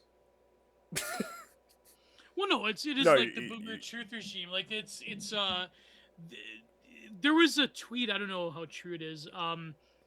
That said, like, if anything, Trump isn't going to be like a Putin-like figure that comes after the decline of an empire. Rather, he's more of like a Gorbachev that tried to like reform something and it failed. Yeah. It's like, Now it's not yeah, I over mean, I don't yet. know. It's I not over mean, yet. t- Yeah. take for instance Luke Oil. I was arguing with a friend of mine earlier today. He goes, "Well, do you think you should force people who set up their who attained their wealth and that they have to share it?" And it's like I said, "Do you think it was okay for BP to charge Russians 5% in the middle of the 90s and to take virtually the entire profits? Do you think that was okay?" Oh, because the sanctity of the rich individual can never be crossed. Like, are you stupid? Like, you think you have a chance of attaining this? Like how dumb are you? And and I said like, the only thing that turned it around is Putin like had to put his foot down and renationalize all their oil, including Lukoil, which the Rothschilds own 20%. That's partly why the British are so upset by this, because it was one of the British Rothschilds. And of course, who congratulated Trump and America after Maduro? Nathan Rothschild, right? I Like, saw that. That give was me pretty. Yeah. give Yeah. me a break. Like, just shut up. Like, you talk like you know what the issues are, But as soon as like, oh my God, we're gonna get Greenland, it just goes all out the window. Most Western nations steal people's wealth. I mean, look here in Canada. You think like our services and our way of life are declining, but our taxes are going up, our wages are stagnating. It's happening in America. It's happening in Europe.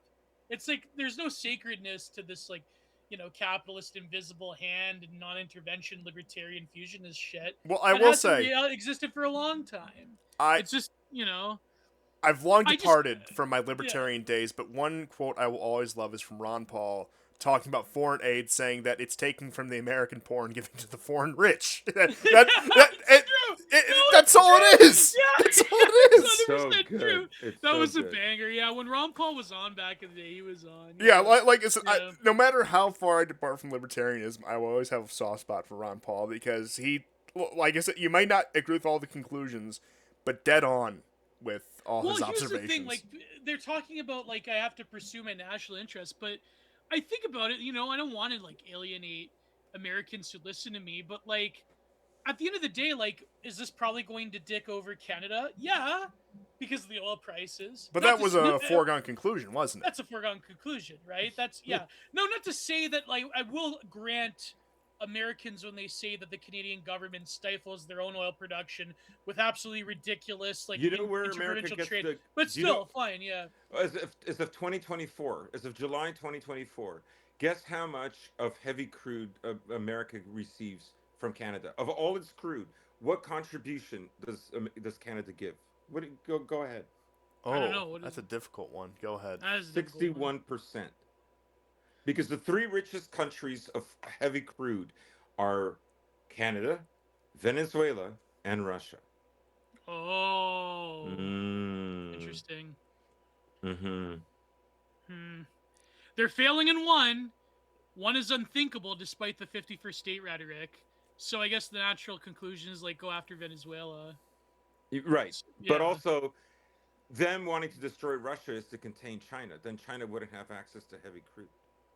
Oh, right. Right. And don't worry, Venezuela will pay for itself when Oh we yeah, it's administer also it. they're doing it for democracy. Yeah, it's democracy. What do you guys think of the theory? I don't know if it's true or not, but the theory Probably that, not. No, no. No, go ahead. That if they wanted to truly have another intervention with Iran that would upset international oil prices, they need a country with enough of an oil reserve to shore up their resources if they did eventually want to have a war with Iran. I mean, that's plausible, give all It's things plausible. I considered. don't know if it's true, but it's plausible. But that does shift the focus to the other big happening of the year, which is Iran's annual New Year's protest. It seems like every year around New Year's, the Iranian people all just simultaneously decide to take to the street and overthrow the mullahs, as Do they it have were. very beautiful baddies protesting the street with their tops off? You see, this was this was what Iran was like before the revolution. Some of those Iranian women, man, I gotta admit, I mean, I'm a taken man, but like you know what I mean. I know, I agree, but I also have my principles. But let me just say that even going back to the 1980s, like we should have supported Saddam 10 times more, et cetera, and that the situation could have been avoided if we just let Saddam build his grand Mesopotamian empire. But oh yeah, Yeah. remember that? Yeah.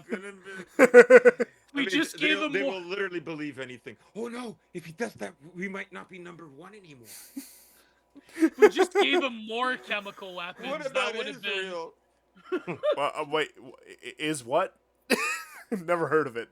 But I've gotten derailed here. Thank you. No, seriously. No, but It's Iran, okay. What It's are the okay. Iranian protests over? They're over the subsidies of energy, right? Yes, this one is over the subsidies of energy and inflation. So at least they didn't try some sort of like, women can't. Gay democracy. Yeah. Bikini women, 1979 revolution. I'm a boomer who misses my youth, kind of thing. But yeah, I don't know. I guess they realized that crowd's gotten too old for that, and that the younger crowd just like has made a complete mockery of it. So they've completely put that away. But the allegations are, and I'm not sure how true these are, that the protesters have taken to arms, and that Trump's Truth Social post is that if any protesters are fired upon, we'll have no choice but to intervene. No choice. Poor guy. No Yeah, choice. he's just strong armed. Now, I will say, getting deeper into this, considering some of the Israeli activity, the Israelis are saying, like, there will be another strike in Iran. We're not going to tell you when it's going to be. We're not going to tell you how it's going to go down. But trust us, we're planning another strike in Iran. So take, whatever word. I mean, they probably are. We'll see if they can actually carry it out. But the theory I heard that makes a lot of sense is that, especially with the allegations of arms being funded, that this is power being projected through Azerbaijan via Israel and, of course, the United States. Mhm. And that Azerbaijan is being used, which you would think would imply perhaps some at least passive approval of the Turks in such an operation. Which, I mean, honestly, I can't say. I really don't know, because I don't exactly see Erdogan acquiescing entirely to the American empire, but also he has his own reasons why he'd want the Iranians in a weaker position, mainly when it comes to just the Turkic world in general and just the his own interest of power projection. So I could see how he could get poison pilled into supporting something like that. But point being is, I don't think right now they're planning for an explicit intervention in Iran. I think they are teasing the possibility of another, 12-day war sort of situation. Even before all these protests started, there was kvetching from the State Department, the Pentagon, Trump, etc., about, well, we're concerned about the Iranian missile arsenal. Look, we took out the nuclear program. That was fine. We did such a great job in that, but Iran has too many missiles. They have too many missiles that are within range of Israel or within range of X, Y, or Z target. And then that all spiraled over into the protests. And right now there are false reports, what I assume to be false reports circulating. I think it was particularly from the Times that was saying, Ayatollah Khomeini already has his plane gassed up and ready to escape to Russia at a moment's notice. In which case, I saw somebody point out, which I think was quite an interesting observation. With the departure of Khomeini, Iranian nuclear development will probably accelerate tenfold. Honestly, I think he's the only thing stopping Iran from getting a nuke. Honestly, you look at particularly the fallout of the 12-day war, the people they did the quote unquote decapitation strikes on. What they just did was give a promotion to the far more hardline younger officer class of the Iranians and the younger political class of the Iranians. That's what happened, right there, because Pezeshkian sat on his hands. He was like, "Oh, we'll negotiate with this. We'll have Witkoff over. It'll be a great time. I'm a liberal at heart, but we all love Palestine. All the stuff that you'd expect from like these quasi-liberal figures out of the Middle East." And Pezeshkian got what he deserved. Miraculously, he survived both politically and literally 2025. I did not think that was going to happen. I figured there would be something that would either force him out or that he'd be on the wrong end of an Israeli or American strike. But I guess that didn't happen. Yeah, but wait, Constantine, wait a second. You're getting ahead of yourself here. I thought international law was a fiction and it's not real. It's an abstraction. So I'm sorry, international what? Exactly. So if the Iranians fire on protesters, that's a violation of the Geneva Convention, if I recall. That's a no-no. That's the weak should be afraid of the strong, right? Exactly. It's Nietzschean. It's vital. Very vital. Exactly. So it's So why you're doing Nietzscheanism all wrong? No, but it's like that's what I mean when you say these sweeping things outside of and listen, I know I'm being hard, and I don't talk about these things on Twitter for obvious reasons, but when you say sweeping abstractions without I said this in a rant recently on Twitter and in Substack. When you say a lot of these sweeping takes without the gravitas of parsing together why things are the way they are, what you mean by these abstractions have no bearing on certain hegemons and certain factions of power, and why it's okay to do it when one person does it but not you, when you just give the blanket take of like, we're going to take what's ours, there's no such thing as international law, then don't be shocked when other people and other powers go to the Western, well, largely the American right, and say, well, that's kind of a stupid way of looking at things. That's kind of like you're complaining about the Iranians firing on their protesters, which hasn't happened yet. I hope it doesn't actually. I hope, whatever. I mean, there's a lot of problems with the Iranian government. Let's not kid ourselves. But No, I just spent the past 20 minutes, not past 20 minutes, but the past 5 minutes criticizing yeah, Pezeshkian and Khomeini. That yeah, I think that they are part of an ossified system that, yeah. and this isn't for like liberal like women wear bikinis take, but like no, they are dinosaurs. They are They stuck in have the a past. lot. They don't They're understand how things dinosaurs. work. Yeah, they've sort of soiled the vision of Ayatollah Khomeini, and they sort of lost the mandate of heaven. That is Yeah, true. that's a good way to put You it. know, yeah, and so it's not a liberal thing about like they don't have human rights, but I think when you're sort of picking and choosing, it's sort of a workaround to say what neoconservatives and what on the other side people on the political left who focus on geopolitics, the sort of like parapolitics people have been saying for multiple decades. But you're just going like, Giga Chad, yes, which is that there is no such thing as international law, there's no such thing as human rights, but they're only true and valid. So I was gonna say the Chris Chan honest and true. They're only honest and true for certain excuse me, for certain powers and not others. And people have known this for years. But I get the argument though. I will say I know I'm being very critical and very harsh. I get the argument from people on the political right, people who are like MAGA and pro Trump in America. I get the argument that okay, but can we use it to our benefit? Which is a good argument. But the test is, will that attitude of taking what has been there, can you do a truly based version of the global policeman neoconservatism that will benefit the American people? Can you do that? And I think that question has yet to be resolved. And I think that's a massive open-ended question that has a lot of dangers. And so I know I sound critical. I know I sound like I'm a Canadian with sour grapes, but I will say that if you can demonstrate that that's what's happening, then fine. Then that is a good argument. That international law is a fiction, or rather, it only applies to certain people who are not the global hegemon. And that we're going to like do this neoconservative interventionism thing, but now the oil will benefit Americans. Now, public power exercised on these nations will have material benefits. There won't be any refugees. Okay, fine. But I'm skeptical. Put it that way. I am skeptical.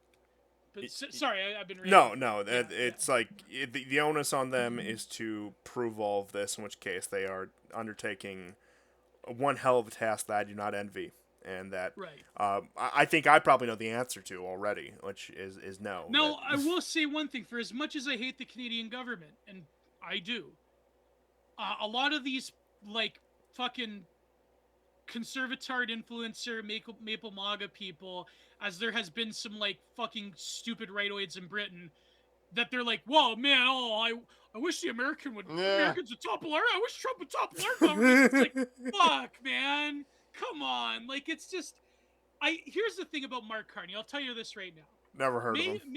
Maybe I never, yeah, but like, well, but see, that's the thing though. He's not like Trudeau, but he kind of is. If Mark Carney were to do two things, okay, if he were to curb the anti-free speech bullshit and stop funding all these anti-hate groups that are just political grifts, and if he were to truly limit and send a lot of them back and not renew their visas, a lot of them in the next month, the Indians, the Sikhs, their visa applications are coming up again. If he were to send a significant portion of them back, and if he were to curb the censorship and the meddling against political opponents, then he would kind of be like a Jean Chrétien type of figure, which is like, a liberal party, but the party of power, it's stability, Machiavellianism to an extent, but not really that bad in hindsight. I think I have more positive feelings towards Jean Chrétien. I mean, he's not going to do that because a lot of people in the Carney administration are maniacs, but if he were to do that, I would be somewhat happy. Mm-hmm. I wouldn't really criticize. But to say that, well, I guess America should stage a coup and Canada should stage a coup against... I mean, maybe the Keir Starmer thing is a bit more dire. I can understand why, like, right-wing people in Britain would feel that way, obviously. But I think that argument, a lot of people would say it's treason. I wouldn't use that word. I think that I've critiqued this concept of foreign influence and treason on this show and elsewhere. Yes, and but I would Right. say, just But tactfully it's speaking, a political miscalculation, to say the least. yeah, I yeah, do not endorse such a sentiment, because you are going to not only take on the benefits of being an American, you're going to take on the problems of being an American. This is something that Fortis Sachs and other Canadian nationalists have said. and I would also say, Yeah. just purely tactfully speaking, like making that kind of statement that if any, I don't know, agent of the state were feeling, I don't know, particularly sour towards you, could probably construe that into a case against you. I'm not saying it would happen. I'm not saying it's Right. likely to happen, but I'm just saying, like, that's one of those things you want to cover all your bases with if you're going to be making public statements. Exactly. Do not mean yourself into a position where powers can use that against you. Yeah. I mean, So my personal opinion, would I want to be run by America? No. Like, I mean, for as much as I don't like the Liberal Party, for as much as Justin Trudeau made our lives hell, there's something there's something about this nation. It's like, and I think that's why it's so fucking stupid. The whole 51st state thing, it's like, It already is a 51st state. Like, yeah, it already is. How You more know, official so, do yeah. you want it? Oh my gosh. But this whole thing about nationalism and national pride and taking your country back, it's like, yeah, but they're gonna go to you and say, like, okay, but that's for me, but not for you. I don't believe, and if you're looking at it from a purely Machiavellian power politics perspective, you could say, yeah, okay, fine, it's for you, and you're the global hegemon, and fine. But don't sell me this thing for the 10 plus years that, like, well, we believe in, like, nationalism throughout the world, and there's this great awakening of nationalism in these different countries, but then you're going to be like, oh, but if you're Canadian, or if you're British, or if you're in Greenland, go fuck yourself. You belong to us. It's like, it doesn't make any sense. It doesn't make any sense. well, And I think a lot of people in Canada and a lot of people in Britain, a lot of people elsewhere that are like, well, I guess maybe Trump could come and solve our problems for us. That's a very dangerous and ill-advised political tactic. I mean, to say he's the a least. genius. Why wouldn't you want that? Yeah, yeah, exactly. Yeah, Trump Exactly, the yeah. genius. That would be really awesome. Yeah. I do have. I'm gonna share it with you, Constantine. It's a recent painting I'm working on. It's called America Eating Its Children. uh-oh. Oh boy. You guys will never guess what I'm about to put up here. But Oh god. This is literally what Canada becoming part of America will look like. It already is. It's its own son. Yep, there it is. There it is. But one last thing I'll say before we move into I like can't see it, so I don't know if I endorse or disallow. It's Francisco Goya. I just Oh, yeah. messaged you. Like, this Yeah. is like literally what I think about when I think about people going, oh, Yeah. maybe it's I don't know why West. Yeah, the Goya pin, the Darth Vader, yeah.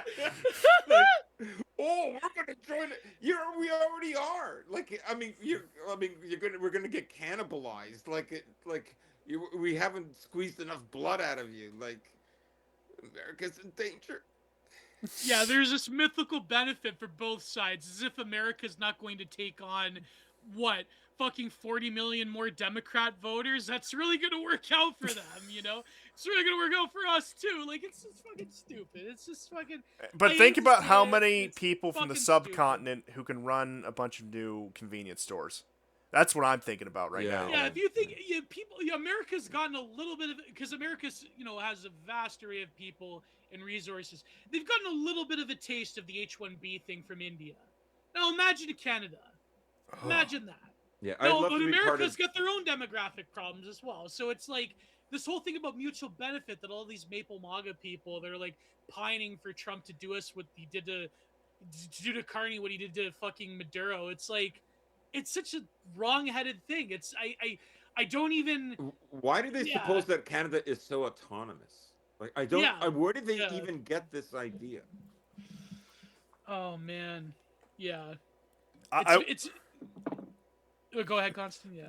I mean, the last point I'll make on this before we just go over some of the big stories from 2025 to round up the Yeah, with last Sierra and 45 minutes of the Marusha, show. yeah. Um, I will say, interestingly enough, Le Pen and Zemmour in France had very level-headed takes on this entire situation, where they said that this is going down an escalatory road that I don't think is going to benefit anyone. If I can just very broad brushstroke paraphrase what they had said, Mhm. and which I think is interesting because you look at the European right, you look at the quote unquote populist right in most of Europe, you see Gladio nationalists, you see Maloney, you see I suppose that the AFD is more of a mixed bag, but there's definitely Gladio nationalist types. The entire British right, that's all Gladio nationalists. But then in France, where you'd expect that, being right there in the heart of Western Europe, you do see that last, I don't know, flicker. I'm not saying it's much, but it's that last flicker of Charles de Gaulle right there. Yeah. The idea that, like, maybe signing up for this collective, I think we're late enough in the show to say it, this collective suicide pact isn't for us. Maybe there needs to be some measure to these policies. Maybe we shouldn't climb the escalatory ladder into Armageddon. And they'll make similar statements about the Russia-Ukraine war, which I think in Europe is probably the main issue in that regard. But I did think it was interesting that there was even a statement of that significance about this, that even the quote-unquote dissidents within the Western sphere were still able to get that message across, and more coherently than just about anyone in the Anglosphere right. Yeah. No, I saw that tweet. I saw that statement by Le Pen. Yeah, I do think that the French have an intellectual tradition on the right that, frankly, the Anglosphere doesn't.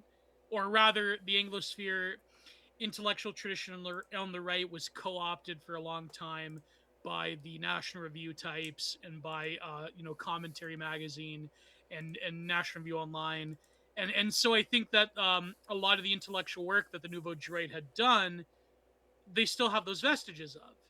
And I think that, a lot of them, by the way, are also against Russia and all that stuff. But, like, a lot of them have a very rational and pragmatic view of it. Whereas in the Anglosphere, you have a lot of people that are willing to capitulate. And throughout the rest of Europe as well. And so, yeah, I thought that was a very interesting contrast as well, Constantine. It was a very interesting statement. Um, there was all these other people, like even here in Canada, you had like fucking Polyev give his I think his wife's Venezuelan, that's why. Oh no, Yeah. how does that even happen? Like I think they met at one of these like young conservative convention type things. I don't know.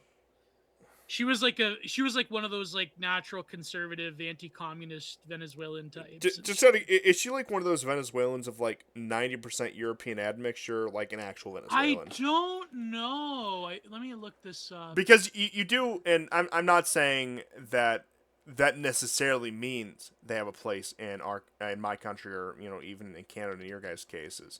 But it is an interesting contrast when you do get like. Oh these yeah, ones she who- looks pretty European. I gotta Yeah, say. these ones who are like half Italian, half German, who were just come out of Latin America. Yeah. You guys know the types. Yeah. But Yeah. if anyone has any final comments on the news of the day, I'll hear those. If not, we can talk about some of the big stuff from 2025 that we kind of touched on already, but could probably warrant further analysis for this past half hour, 45 minutes. Yeah, no, let's Yeah. let's go for the year in review. So the big ones that come to mind, and I'm not saying these in any particular order, but the 12-day war with Israel and Iran. Mhm. I think the real profound notion that the Ukrainians have lost, even though not that the situation was ever really pretty for them, but the expulsion from Kursk and just the consistent progress along the front lines. The switch to asymmetrical warfare, also in the sense of Ukraine, think like Operation Spiderweb, some of that. Obviously, the Kirk assassination, I think, is probably the biggest story of the year, just in terms of overall politics. But like I said, those are the main ones that come to mind. Of course, there was the congressional circus with the big beautiful bill and just Oh, the Trump's shutdown. Trump's Yeah. first year in office in general. So if Yeah. you guys have any takes on any of those or anything that I left out, I'll let you guys lead off on this one. Go ahead, Gio. Oh, I don't know. I mean, it seems like it was so long ago, even though it wasn't. But it seems that a lot of people have forgotten about the Charlie Kirk thing. And I think like the spectacle of TPUSA and the AM Fest nonsense with Erica Kirk that has like put I think a sour taste in people's mouths. And um, what happened at the beginning of 2025? Because like Trump 2025 was not a Trump very got great year for inaugurated. me, so- Oh, Yeah, Trump got inaugurated. he had his little slap fight with Zelensky in the White House back in February. Oh yeah, That was yeah. something. I noticed a lot of trends of 2025 seemed like it was a watershed moment, but then it didn't really lead to anywhere because it seems that America's policy towards Ukraine has been pretty. I mean, it goes back and forth depending on Trump's mood, but in Wait, terms hold of like on. overall, I remember the biggest story of 2025 was at Trump's State of the Union. There was that black congressman who branched the pimp can at him. oh yeah, that was great. Yeah. Yeah, that was good. So there was that. You guys got a new. Well, I suppose Gio, you got a new pope. There's that. Oh yeah, that's true. That Yeah, happened, and Zelensky turned his funeral into a fundraiser. yeah. So That's great. Mm. Yeah. there was that. You had the 12-day war. Trump and Putin met. That was good, I guess. Mm-hmm. Nothing really came of that. At least it didn't assassinate Putin. That is true. That is true. Yeah. But it seems like 2025 had the beginning of a lot of stories that are yet unresolved. That's what it Yeah. feels like in many ways. And I think that's a natural consequence of it being Trump's first year in office. Trump is obviously the one dominating the political sphere, both at home and abroad, where he sets the tone, he sets the narrative, he sets what we're talking about day in and day out in a political sense. And that because, number one, he can't stay on topic on anything, we jump from item to item to item. And number two, because it's his first year back in office, there's going to be a lot of things that are just simply unresolved, that are simply in progress. I feel like just thinking back with all the episodes that we had done in the past year in 2025, so many of them were stories that just ended abruptly on a cliffhanger, if you will, that didn't really have any definitive conclusion, where it seemed like something was going to happen, but Yeah. it just, I think, once again, the Trump-Putin summit is one of those things. So some things just went completely off the rails, like the Kirk assassination, where the more answers you got, just the more ridiculous it became in every aspect of it, and the more of a spectacle it became. And you thought it was going to be this big watershed moment where, like, oh, the right's going to get serious, we're going to actually have a coherent right wing that can unite around this. But we got some deranged leftists fired from nursing jobs and school administrators for 3 weeks, and And they nothing were else. and they were hired back. Yeah, and nothing else came of it. Yeah. I mean, funny, considering how much has happened just in the first couple days of this year. Funny enough, 2025 seems like the definitive nothing ever happens here. Oh, the tariff thing. See, it's Yeah. completely escaped my. That's how relevant it was in my mind. Yeah. But yeah, that turned out great. We got that.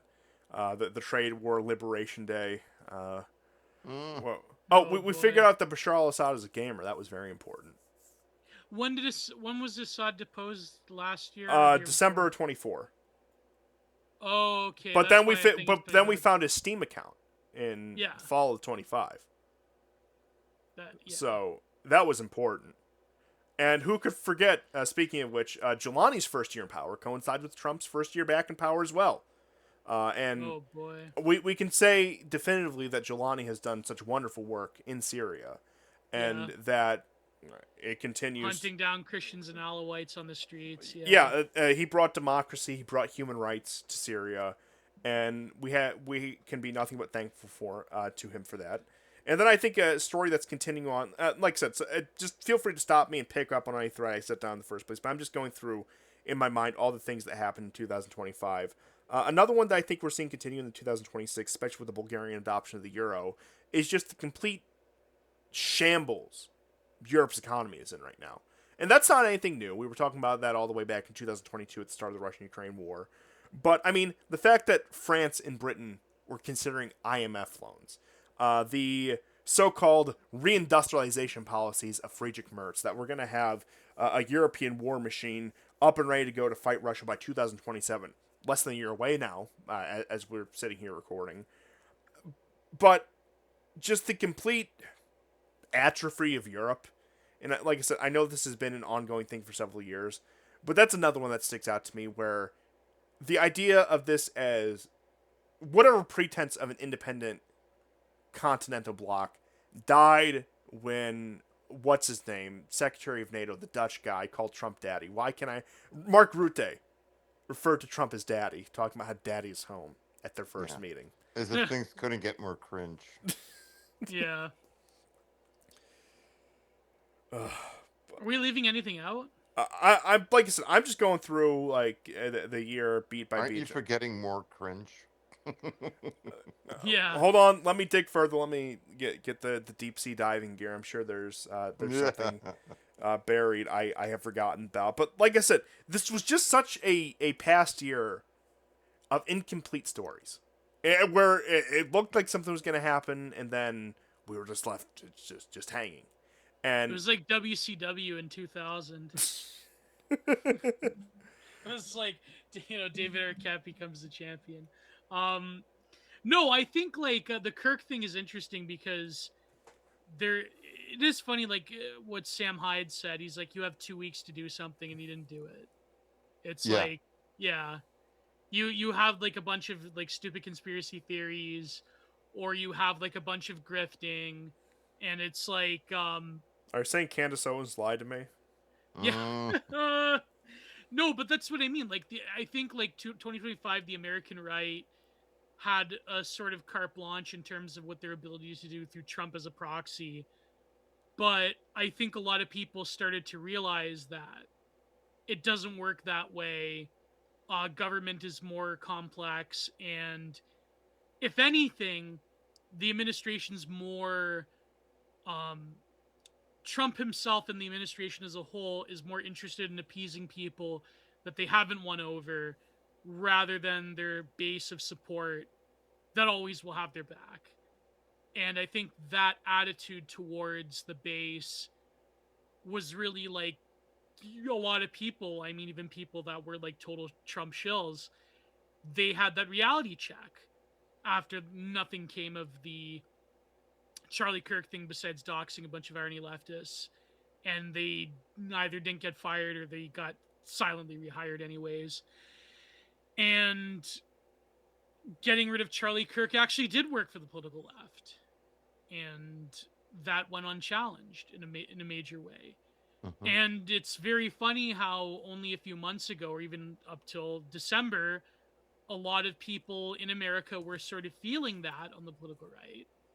And now you have an event where it's like, well, I guess 2026 the slate is clean because now we have this thing with Maduro, and also like the whole thing with the 7-day war, 12-day war. Yeah, the Infinity Day war and against, Yeah. where Israel definitely had a decisive victory, didn't have to beg the United States to bomb Fordo in order to have an off ramp, because that their air defenses were being depleted to the point where it would take 3 to 8 years for the United States to manufacture enough missiles to replace those. That didn't Right. happen. Decisive Israeli victories. The mullahs were clinging on to their turbans for dear life. That's what I was told, at least. I could be Well, wrong. also trying to force negotiation over Gaza. And that's like, Oh yeah, who could forget yeah. the historic ceasefire?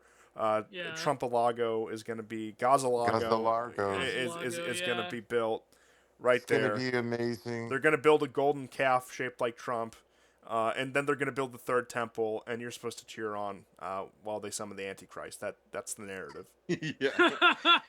The Palestinians will have many job opportunities hosting Who did Trump call blackjack and Who did Trump call a very bad Palestinian? Did he call like AOC a bad Palestinian? Who was it? Probably like one of the like one of the squad. like Middle Eastern versions of AOC in Congress.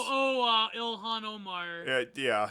She's like a Palestinian, a very bad Palestinian. It's like that was a good line. That was a good line.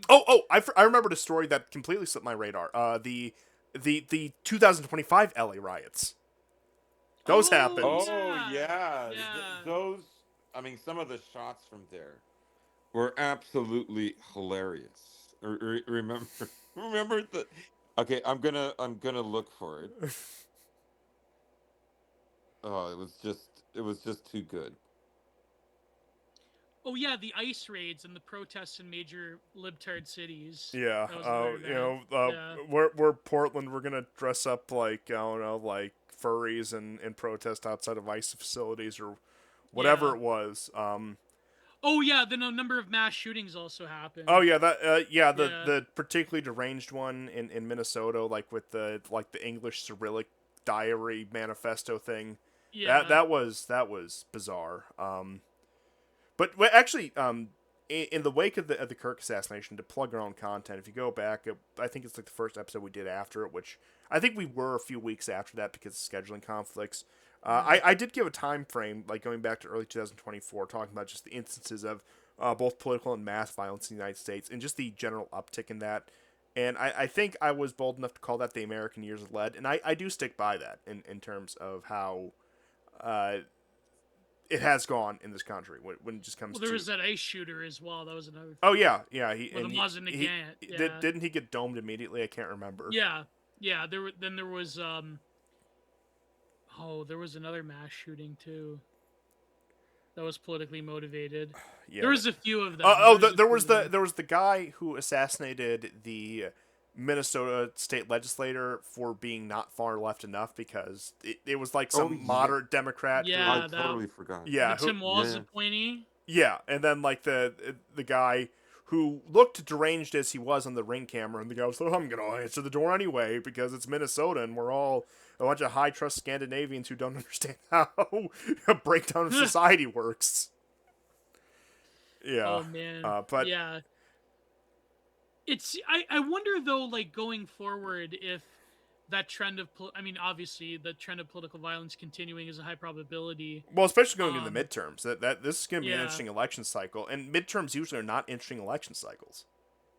But then again, if the Democrats do rein back control with the midterms, would that violence curb with this sort of like sense of like the call to action Well, here's the thing. towards the Trump administration, the left, like or would they perceive like, well, okay, I guess Trump's a lame duck president now, so it's not like as existentially vital as it was in his first 100 days. I wonder. I mean, here's what I think. The trend is the Democrats will at least win back the House. But I don't think it's going to Right. be by a great margin, and that's not necessarily to the credit of the Republicans, but it's to the credit of both parties being just impotent at this point. And they're going to take a slight majority in the House, probably not flip back the Senate. I could be wrong about that. This is just general speculation. In which case, they'll say it's not going far enough, which will rally up the base more. I don't know. Maybe we should look at the age of the Supreme Court justices because I have to imagine, either due to a retirement or death, we are probably due for another Supreme Court justice hearing sometime in the Hmm. near future. Uh, like I said, I would just imagine. And that's just pure gut instinct that I could feel, and I don't know, maybe one side or the other could strategically engineer a resignation in order to bump poll numbers or drive enthusiasm for the election. It could be anything like that because those sort of things happen all the time. I mean, the 2018 midterm saw Kavanaugh's appointment. The 2020 election just Ginsburg died in September. I'm not implying she was assassinated or anything. I mean, the woman was like had 3 different forms of cancer and in her mid 80s. Like that'll just happen at a certain point. Yeah. But Trump got to force a Supreme Court battle. Then I think Biden even forced a Supreme Court battle before the 2022 midterms with the Jackson Brown or Brown Jackson or whatever her name And is. A.G. Brown. Yeah, I think that was in 2022 before the midterm. So Yeah. I wouldn't be surprised given the trend if they, like I said, engineer some sort of retirement, one side or the other, in order to force Supreme Court battle because they think they can, press the advantage on that. And these like I said, these sort of things happen all the time with that. I mean, hell, going back to the 2016 election, Scalia's seat was open. Trump got to appoint that because the congressional Republicans stonewalled Obama on that, which is kind of funny in retrospective. But I mean, that's just the name of the game, I suppose. Yeah. But Merrick Garland was a fucking ghoul, so I was glad about yeah, that. he made a wonderful AG under Biden. You know, couldn't have hated asked that for guy's- a nicer guy. Yeah, Oh but my god, yeah. No, but so I think 2025 was the year that It's the year that MAGA died. I mean, maybe. let's be honest. I mean, it's Yeah. dead. It's dead. It's morphed completely. In a way, MAGA is now like Trump. I guess was always MAGA. So it was always. It was the going- battle over MAGA. Yeah. That was It was eventually going to get incorporated, and just like Trump, and it finally got incorporated, into the swamp. I mean, it gives kind of swamp a bad name because at least they filter. It's more of a sewer. That was like that Lisa Simpson speech in Classic Simpsons season. She gave that speech cesspool on the Potomac. Yeah. Oh my god. No, but what do you mean by that? Like the year MAGA died? Is it just because the sort of like illusion of being an outsider power is not there, or? well, I mean, they got the mandate. No, I Look mean, what they've done with it. It's not even like he's not even doing what they want. Like Yeah. in January of 2025, RFK Jr. is on stage with Trump. MAGA is through the roof. Oh my God, it's happening. He won the election. He's going to be inaugurated. It's all turning around. I always believed in Trump, even when people like, and of course, RFK. I have it on good authority that Yeah. you can hardly poor guy. You can hardly listen to his voice.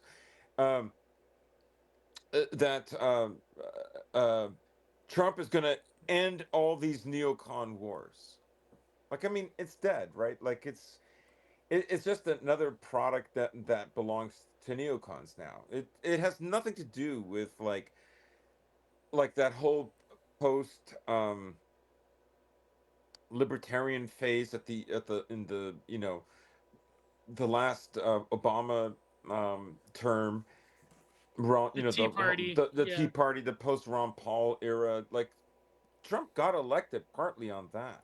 Right. Yeah. Right? Huge part. And yeah. he completely failed in his first term. He's failing now, but he's convinced people that he's actually winning, but he's not. And he hasn't lived up to the promises. And I just think MAGA's done. I mean, I don't know what else to say. How do I convince somebody who believes MAGA is still alive and well is like But still let's a just thing? project into It the was always future. more of a vibe than anything else. But Yeah. they had some core points about migration. No more stupid wars. Prioritize America over everything else. He literally said supporting Israel is MAGA. He said that. Yeah. And he didn't say it his first term or he'd be finished. But to further your point, let's just project into the future a little bit here. Because once the midterms are over, everyone starts looking at the next presidential election cycle. Who are the two front runners to succeed MAGA? J.D. Vance and Marco Rubio. Do either of those sound MAGA to you? Not to me. Certainly not. Yeah. Exactly. At least the original man. I mean, little Marco is going to be your successor or one of your potential successors. He's in your administration right now, and that's this is the line of bull that you're trying to feed me. Yeah. Yeah, but you see, but J.D. Vance was a poster though. He's a millennial. He's just like us. Oh yeah, he has a stupid frog account that he probably hasn't touched in 8 years. That, whoa, boy, yeah. Yeah. He's so yeah. base. When he goes, his son Vivek will take over. And, There's and gonna then be like a and- dynasty. Yeah, total Aryan victory. Well, Yeah. I'm gonna get myself in hot water here, but is it a requirement in MAGA to have an a wife of dubious ethnicity. And with all due respect to Melania Trump, she is Slovenian, which I've expressed my problems to Slovenes on a number of different occasions. That's not look. That's not as bad as Indian. That is not as bad as Indian. Do No. not make any mistake about that. But I've said that Trump's wife selection, he picked the two worst Slavic groups you could imagine. He picked Czech. He Oh, picked boy. Slovene. Oh my It could have God. picked, and pretty much anything but Western Ukrainian would have been better. Anything, Slovak, Serb, Russian, Belarusian, any of it would have been better. Imagine if you had a Polish wife. That That would would have been fun. that would be very interesting. Come to think of it, Yeah. especially depending, like, you know, is it like a Pilsudski Polish or like a Dmowski Polish? Mm. Because What there's a big difference. I've talked to both. There's a big difference. Well, no. I wonder though. Like people are pretty sure that JD Vance is the successor. If you look at the history of American politics, the vice president always has a good shot. Yeah. But I wouldn't put it over Trump to sort of do a swerve by picking somebody like Rubio. I wouldn't put it past people in the halls of power to sort of like swerve like the core millennial base of like MAGA take sellers to be like, no, actually, JD Vance is like not seasoned enough as a politician. Maybe one day when he's an old man. I wonder, like, I don't. Logically, you would think it'd be JD Vance in 2028, but I don't know. But wait, hold Maybe on. I'm just a We're missing an contrarian. Maybe I'm angle. just being a contrarian. We are missing an angle here. Will Rubio become Viceroy of the Caribbean? Because that would tie him down Yeah, Mm. that and would, clear the yeah. path for JD Vance. Which maybe that's why Trump's doing it. Maybe that is the, I don't know, the secondary prize. Maybe that's the consolation prize, as it were. Rubio gets to, you know, play tin pot dictator over Venezuela and Cuba, you know, to avenge his ancestors, while JD Vance gets to continue the quote unquote MAGA movement. Could be onto something there. Or it could be some complete dark horse. It could be. I look at all the clowns that Trump endorses anyway. Maybe it's Vivek after his successful term as governor of Ohio. Maybe Vivek Ramaswamy is the successor. Oh my God. I hate even joking about that, but it's a possibility that we could see something like that. No, I think like anything but JD Vance would basically be like shitting on the head of like every MAGA faithful. Yeah, It and definitely would be shitting on the head of every like MAGA take seller.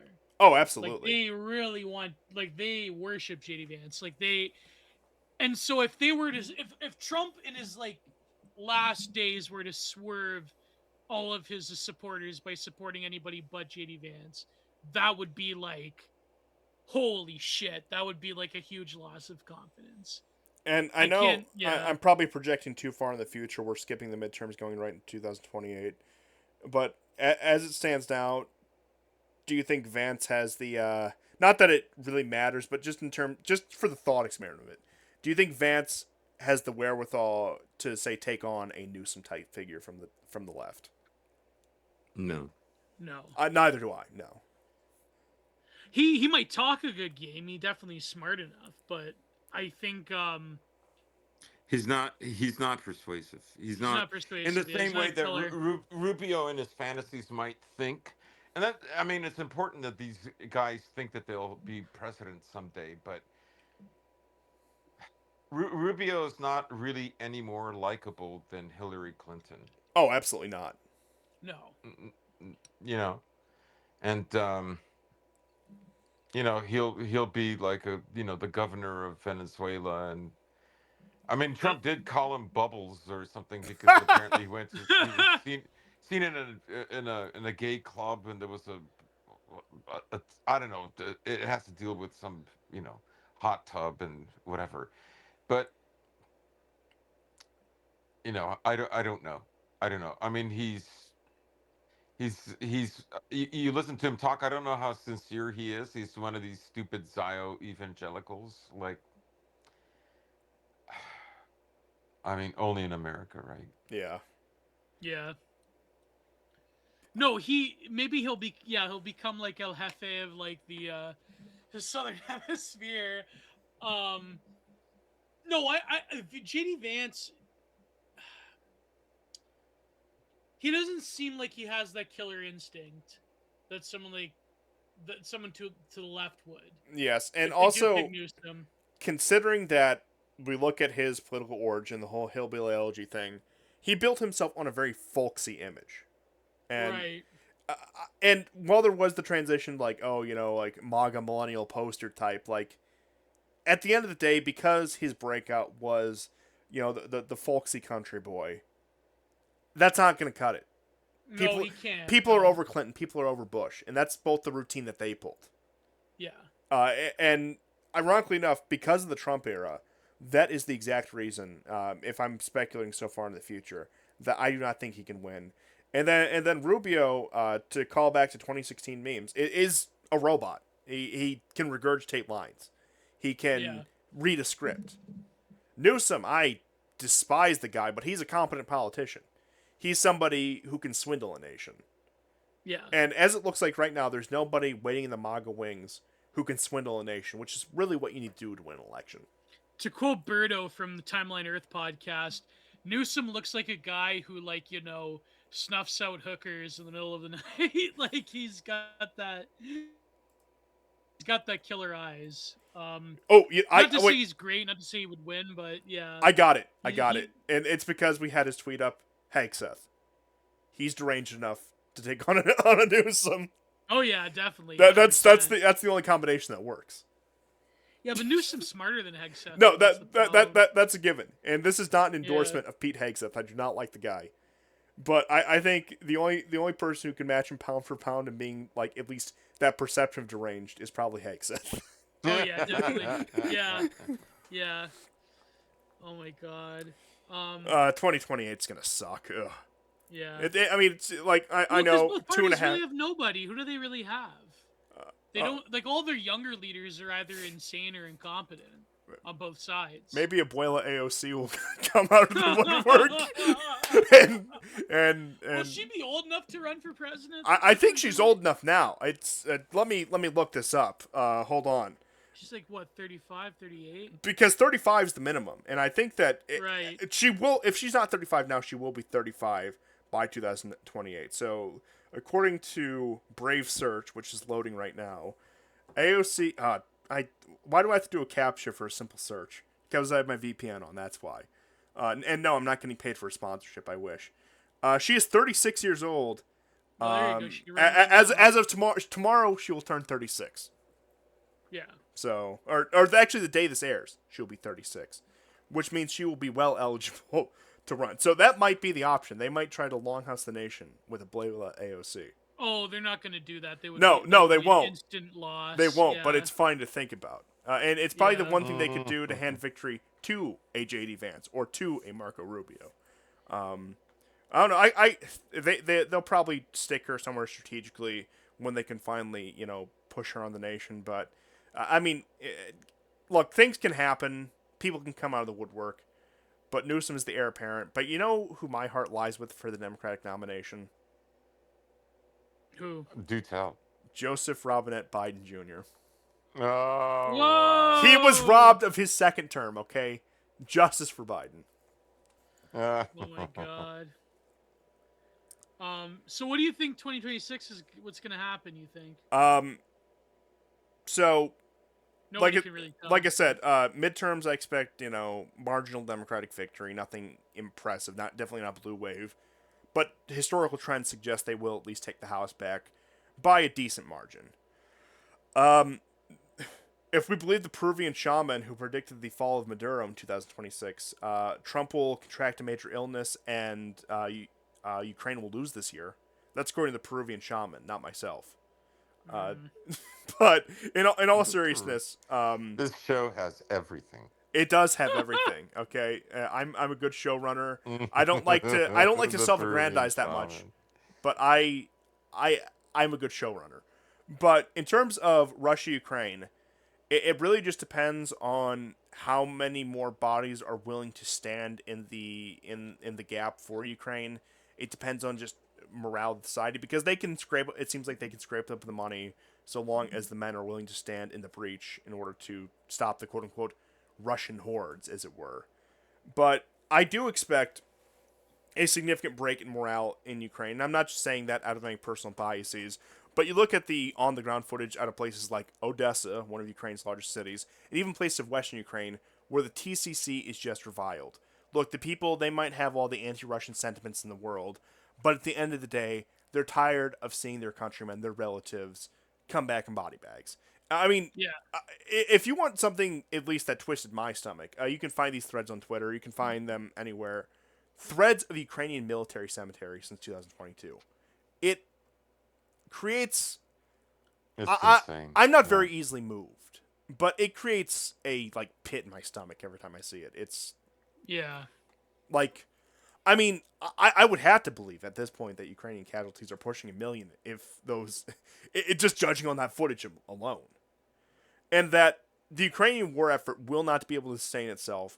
And the onus at this point, I think, speaking from the Russian strategic, the onus is on the Russians to conclude this war in a way that the West cannot reverse their victory through either direct or indirect military means. That's where it stands right now. In which case, I think that falls right on Putin's shoulders or whoever is around him in order to get a conclusive end to this war. If they think you're going to reach Odessa by 2030, you have to reach it by 2027. Like I Yes, said, I agree. whatever dumb prediction, because like I said, NATO sets these predictions because that's probably when they think Russia is going to achieve its goal of cutting Ukraine off from the Black Sea and taking everything east of the Dnieper. Which I think, in order for Russia to have any victory of any meaning, it has to be de facto control of everything east of the Dnieper plus Odessa. It's just that simple, and they need to do that before NATO timelines catch up and they try to enforce red lines militarily based on that. So that is my take for the Russian-Ukraine war. The Middle East, the Gaza war will probably flare up in increments as it had, say, like in 2014 or 2021. I doubt we're going to get a repeat of the 2023 war. Israel is going to try its damnedest to do everything it can to collapse the Iranians, which they very easily could do, but at the same time, they could also push the envelope where the Iranians unleash another barrage of missiles and push their side. I mean, look at Israeli economic figures, Israeli immigration figures. That is not a stable society. I'm not saying they're outright doomed at this point, but let's just say, looking at the next 2 years, the curse of the 8th decade could be fulfilled after all. Who knows? But with that aside in the Middle East, the Asia Pacific, China, we did see the drills towards Taiwan as, which I do think, despite the $11 billion arms package, the historic arms package to Taiwan, Taiwan is ripe for the taking. Pretty much whenever China senses the American empire is too tied down to really do anything about it. Now, that being said, I still do maintain, I've maintained for quite some time, Taiwan, China, mainland China wants a peaceful integration of Taiwan, and I think that they have a realistic possibility on a long timeline of achieving that. But, of course, the goal is going to be force China to do it forcefully so they can construe that whatever way so they can start another proxy war, even though Taiwan would be much harder to supply than, say, a Ukraine would, or even a war against Iran would. So that's the Asia Pacific. They could try something on the Korean Peninsula in that same regard if they want to stir the pot in Asia. That could be a potential flashpoint. Latin America will probably see this half-assed regime change attempt in, I guess for lack of a better word, nation building in places like Venezuela, where Trump talks about directly administering it and how the oil is going to pay for it itself. And really, if I just had to put an overall prediction in the year in both in terms of domestic and international politics, everything will continue to flounder until somebody takes decisive actions, whether that's somebody domestically in the United States abroad, any of the other great powers abroad. Things will continue to flounder. And we're really in a situation where everyone's afraid to fire the first shot. Much like the stalemate in Syria in the few years before Assad fell, the conditions are all there. Nobody wants to fire the first shot. And I do think that we are in that situation globally. I don't think this is going to be the year of World War III, so to speak. But I do think that we are on a very dangerous escalation ladder where by the end of this year, we could see that potential for another global conflict by the end of the decade. Oh, yeah. Yeah. That's an excellent summary, actually. I probably missed a few things, but like I said, that in general, if you had to ask me my outlook of 2026, That is what I'm going to put out there. Hopefully, it's not painting with too broad of brushstrokes. Hopefully, I'm not making too outlandish predictions. But that's the piece I have to say on it. So if you guys have anything, it's all yours. But where would another global conflict stem from? Would it be Iran? Yeah. I would Yeah. I mean, imagine. I find it interesting that Netanyahu came to celebrate New Year's Eve with Trump. Oh yeah, yeah. And then, of course, the Israelis are ecstatic that Maduro has been captured. Like, well, Oh man. A lot of people. Yeah. I will say, not to hog the mic too much, and also not to backtrack too much. People are wondering, like, well, why would Israel be involved in this operation? Have you forgotten how petty this nation is?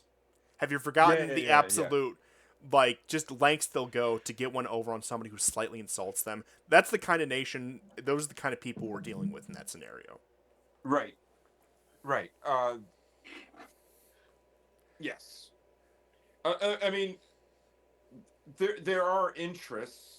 Like I say, there are powerful American Jewish interests in that place. But Israel does want to see any detractor punished by America.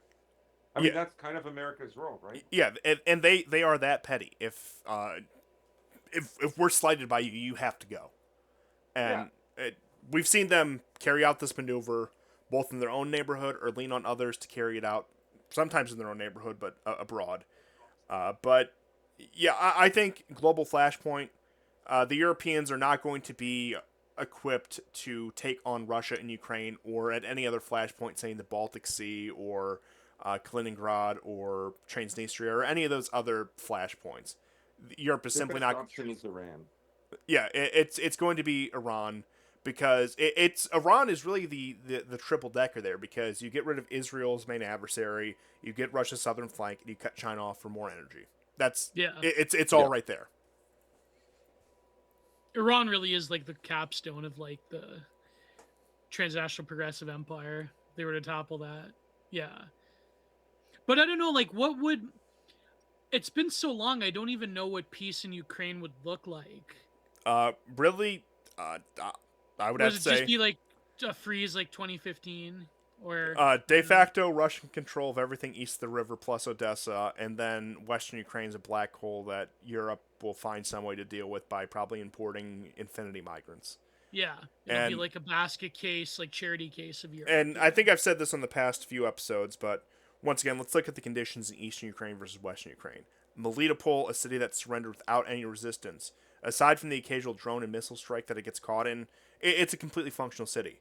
Mariupol, which has been probably the propaganda centerpiece of Russian reconstruction. Not to say that there hasn't been genuine effort there, but once again, that's the one that they like to put in front of the cameras. The reconstruction efforts, despite issues, despite unresolved problems, have been impressive. Can you say the same about Khmelnytsky or Zhytomyr, just to think of cities of, I guess you could say, comparable size? Look at the state of Kharkov right now. Look at even the state of Kiev with a number of strikes it receives. Which side of the river do you think is going to be living better at the end of this conflict? I can tell you, it's going to be the east side of the river. It's going to be left bank Ukraine that is benefiting from the that's going to come out on the benefiting side of this conflict, as it were. Not that this conflict really has any beneficiaries, just considering the brutality of it.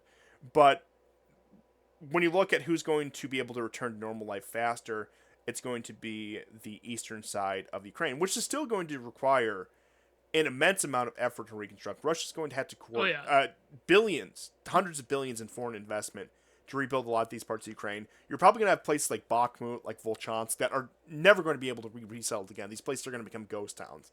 And under the best circumstance, you can bulldoze them and get rid of the waste and rubble and turn it into countryside again. But like I said, even that is a multi-billion-dollar undertaking. Western Ukraine's going to be a black hole. They're probably going to find some way to get them in the EU, but not officially in the EU, in which case, if you thought the immigration numbers were bad post-2014, Ukraine itself is going to be a ghost town. The Ukrainians, as we understand it, will probably become a diaspora nation, similar to the Armenians, I would have to imagine, with just the amount of devastation that Ukraine is. And I think the Russians would probably be satisfied just leaving the rum state of Ukraine as a black hole for Europe to deal with, and not even setting up a Belarusian type of government there, which you would think would be one of their primary goals. But at this point, I think the damage is done. The seal has been broken in that regard. There's nothing to do there. So peace in Ukraine looks like black hole west of the river, somewhat return to their normal life east of the river, if I had to imagine, assuming Russia can achieve their strategic goals and there isn't some black swan event that just collapses their entire war effort. Yeah. It Yeah, looks I like mean, Poland in the mid 20th century. Yeah, more or Mm. less. Yeah. I would say, NATO's not going to try anything against Russia until Iran is dealt with first. Hmm. That, yeah, definitely I would agree with. Yeah. Which opens up that southern flank, which goes back to another point I've been hammering on for the past several episodes, which is weaponizing the Turkic world against Russia, which I do think is something that they have in the cards. In which case, having Iran as a piece on their chessboard, it would And make that access to task the a lot. Caspian. Yeah, it'd make that task a lot easier, a whole hell of a lot easier. The Caspian is that one area where American influence is very low to nil. Some of the missiles that are launched in Ukraine, I don't know now, but for the first 2 years, they just launched them from the Caspian Sea, and there's nothing anybody can do about it. Right? And America getting access to the Caspian Sea will go further to take Central Asia than Afghanistan. Without question. Yeah. And if they can get Iran back in their camp, that's a check on the Turks. It decreased the influence of the Turks, so they've had to lean heavily on, but are ultimately an unreliable partner. It decreases their influence, their reliance on the Gulf states, and also conversely brings them back into line because the China-led détente that the Gulf states have had with Iran means nothing because Iran is right back under the American sphere. And you also have Pakistan and Afghanistan, excuse me, next door that they can monitor from. And that's also on top of the grand prize of Central Asia, where they can get into Russia's soft underbelly and wage either direct or indirect war from there.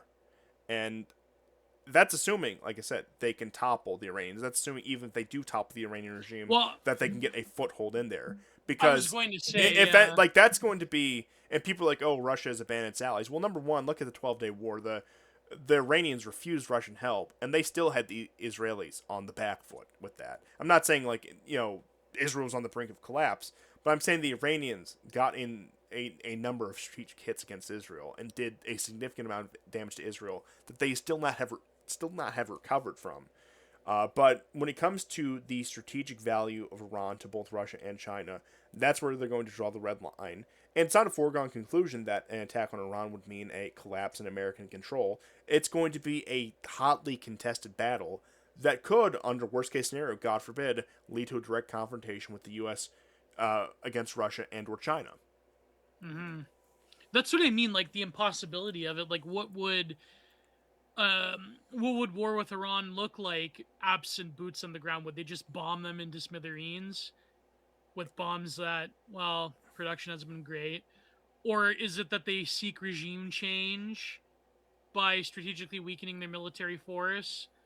Or would it be like another Iraq war dalliance that that eventually Gen Alpha would have to fight in 10 to 20 years? Well, I'll Like, also what does say, that even look like? not to ramble on too much, but even if they do get, let's just say, indirect regime change where their guys, their proxies do it for them.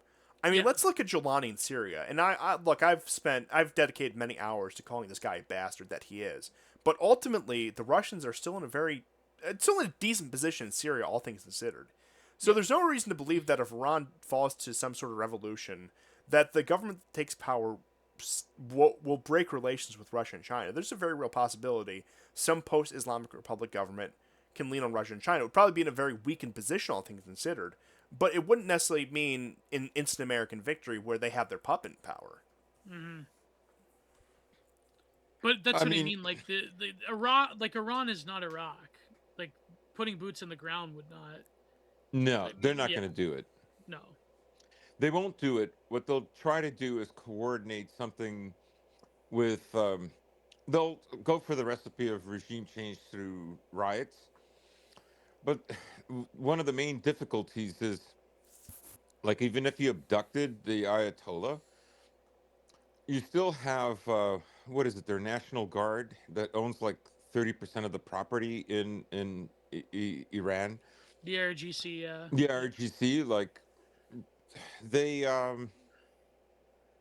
they're a very powerful force. It's not just the Ayatollah, right? Like it's not, and I'm assuming the military gets paid there better than it did in Syria and Venezuela, right? Especially the IRGC, there's a reason they are the Revolutionary Guard. They are the guarantors of the regime. Yes. Yeah. Yeah, but they're not gonna. They won't even try to do. I mean, they might try to assassinate him through a target, but they'll never risk flying into Iran and abducting him. That's just not in the cards. So Maybe they'll you plan can- another helicopter crash like they did with Raisi. Yes. Yeah. But in that regard, and as you see more decapitation strikes towards Iran, which I think are almost a guarantee, Yeah, I think you so. might see more of that hardline class move up, of the younger guys move up through the IRGC, who are willing to take more radical actions, who are willing to fight more of a dirty war, as it were. Because we saw that, and I think that's the large reason why the 12-day war played out because it did, because they talked about all these IRGC officers they either apprehended or assassinated, and their juniors, the people under them, were the ones who are like, let's barrage Israel with a bunch of missiles. So that's also a calculation that they'll have to take. Where I think the supreme irony in all of this is that if they just had the discipline to stick to the 2015 Iran deal, Iran would be neutered at this point. They would be so far.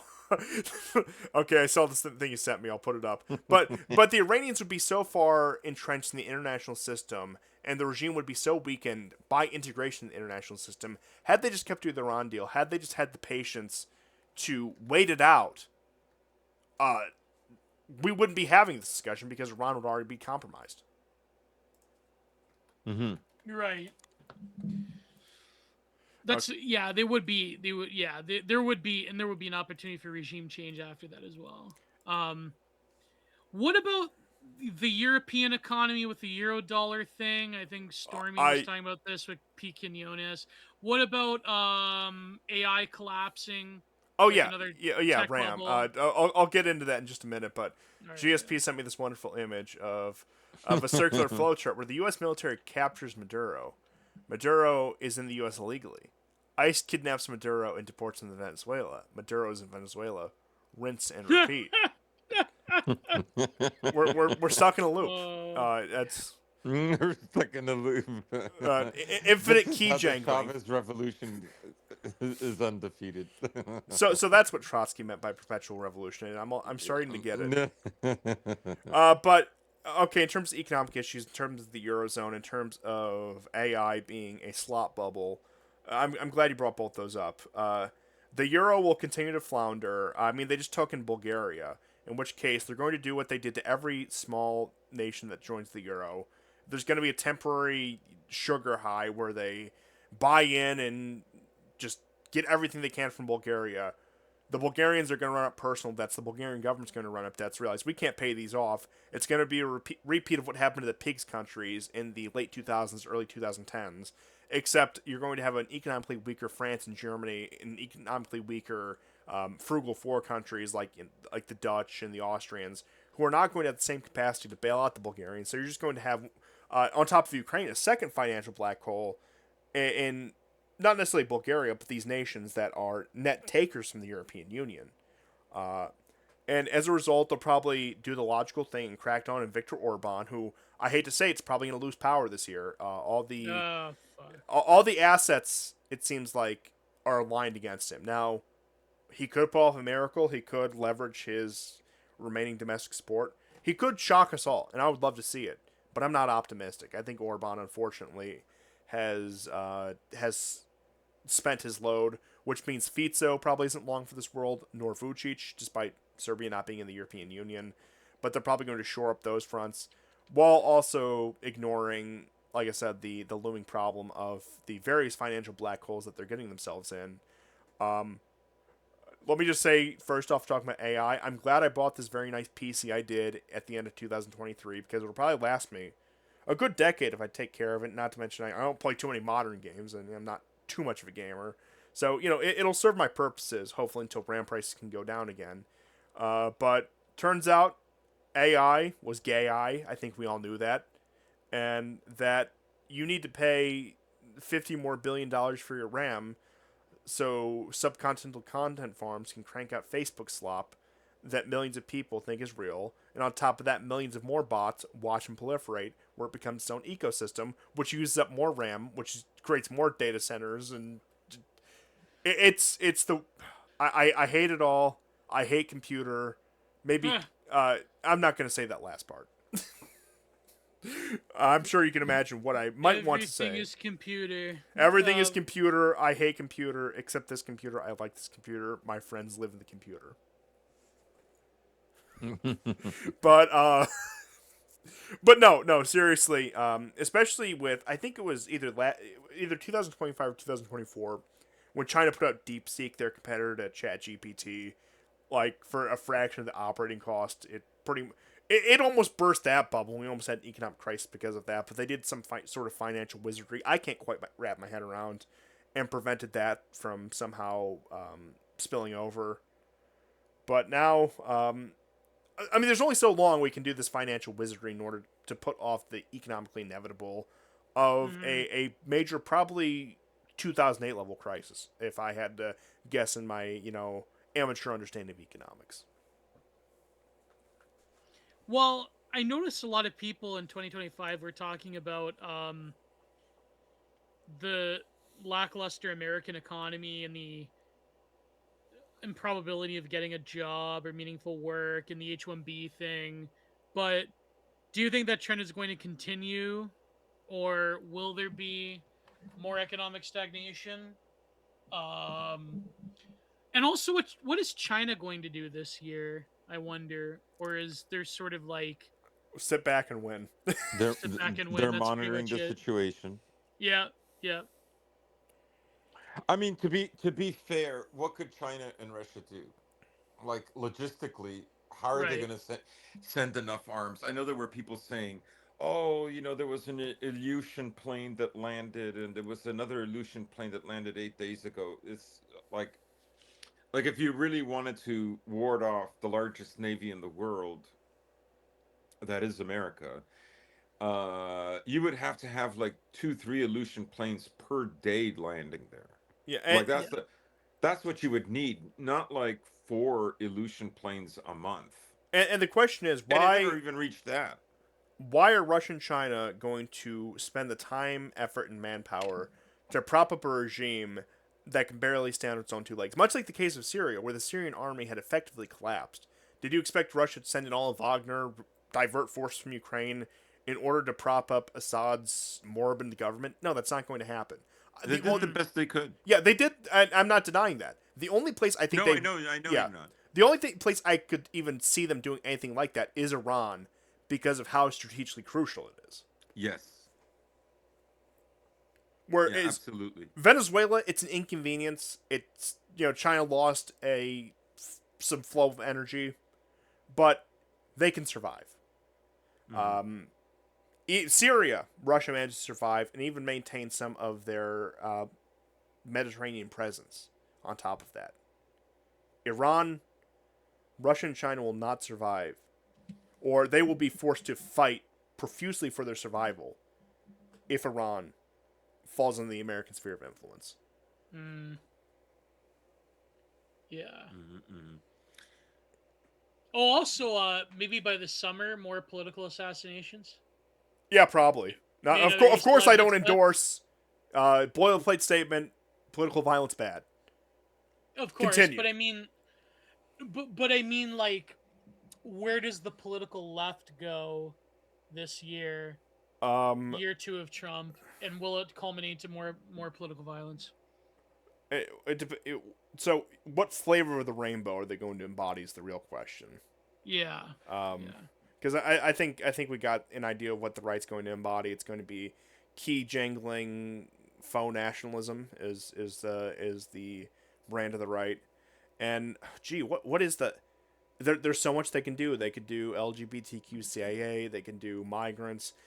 Probably Epstein might have a lot of mileage in it, depending on how much they can press the issue on that. Mm-hmm. Because even under the best interpretation, that is not a good look for Trump. Like I said, even if you want to absolve him of some of the more heinous things those documents might imply, he still doesn't come out looking good.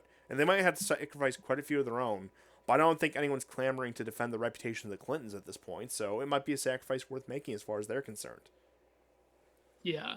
I noticed the Epstein thing kind of went away recently. Like, I mean, that... Would you say that's a done issue and sort of like global power? I think It's I just think it's sweeping good. under the Economy rug? starts tanking, it will come back. Yeah, Yeah. it's one of those cyclical issues where it's part of the political life cycle now, and it's going to come up every few months. Yeah. Mhm. Interesting. Yeah. Well, because it's like, it really is like a sort of like Loki's box of indeterminacy. And it's like a Gordian knot that you can't really parse out, that will keep coming back and back and back. And even when the Democrats get in power, it'll still come back. Like it very... So, I mean, that's what I mean. I think like a lot of people in power, they were sort of, they didn't anticipate, not Trump himself, but sort of like people in his coalition, like Kash Patel and Pam Bondi, Ugh. or oh, not Bondi, but what's her name? Christy Noam, Yeah, harping Christy on it. Nome.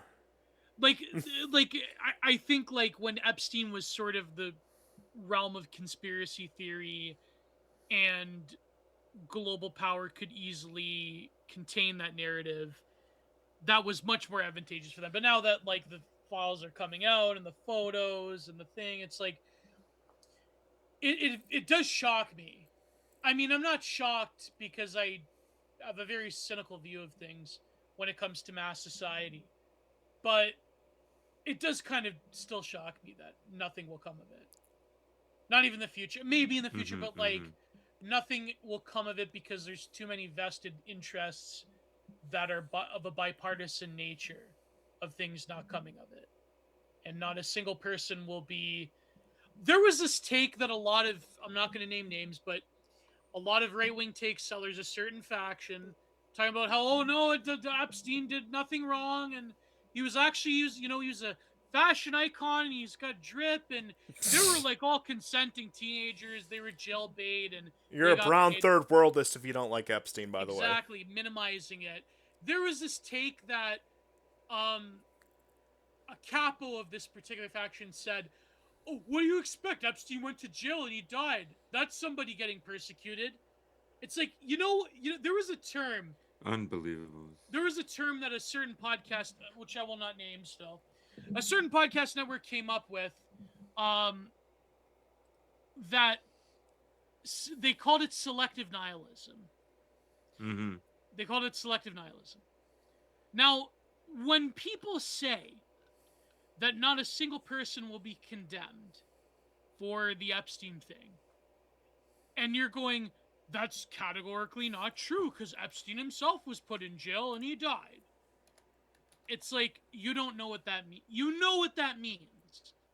You know that people that were involved with him, world leaders, executed. Mm-hmm. That and that you're saying that the ringleader, oh, but he was put in jail, so therefore my hands are clean. It's like, that doesn't work that way. It's like saying, like, just because, who was that guy in Belgium that ran the elite cheese pizza ring? What was his name? Dutroux? It's like, just because he went to jail doesn't mean, it means now that all the politicians and all the people in power that are involved with him, or like the Chicken Hawk Franklin cover-up thing in Houston and other places, the Finders Group, that's like, okay, then, it's like all of them, it's totally fine now because he went to jail. Okay, I'm sorry to derail, but I sent this to GSP a couple weeks back, and I put on my screen share. But here we have two men who are not on the Epstein list. Oh my god. Oh, hold on, let me. When I made my fake book cover, women who love men with luscious Balkan hair, Warlord Balkan hair, too much. I used this photo. No, Just look at that oh, here. it's a wonderful one. Like that's like Incredible. that's like the anti Norwood. It's I've never seen anything like it. It's Not in the Epstein.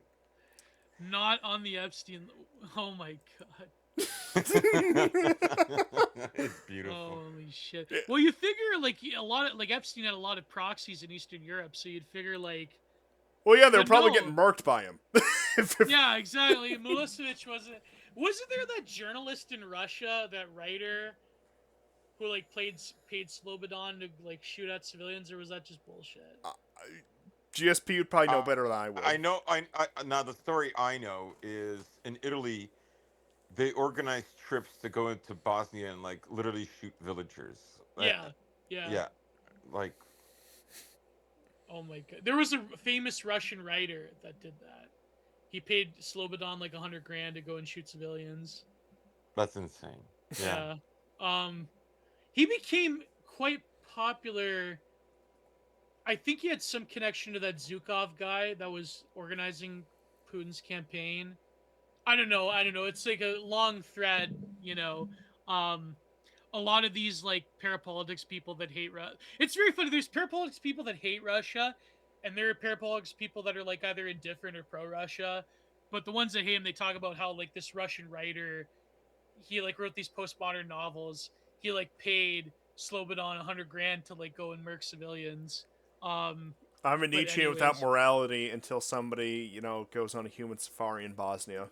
I mean, Oh, I mean, several people in Italy and like they've visited Italy to do the same thing.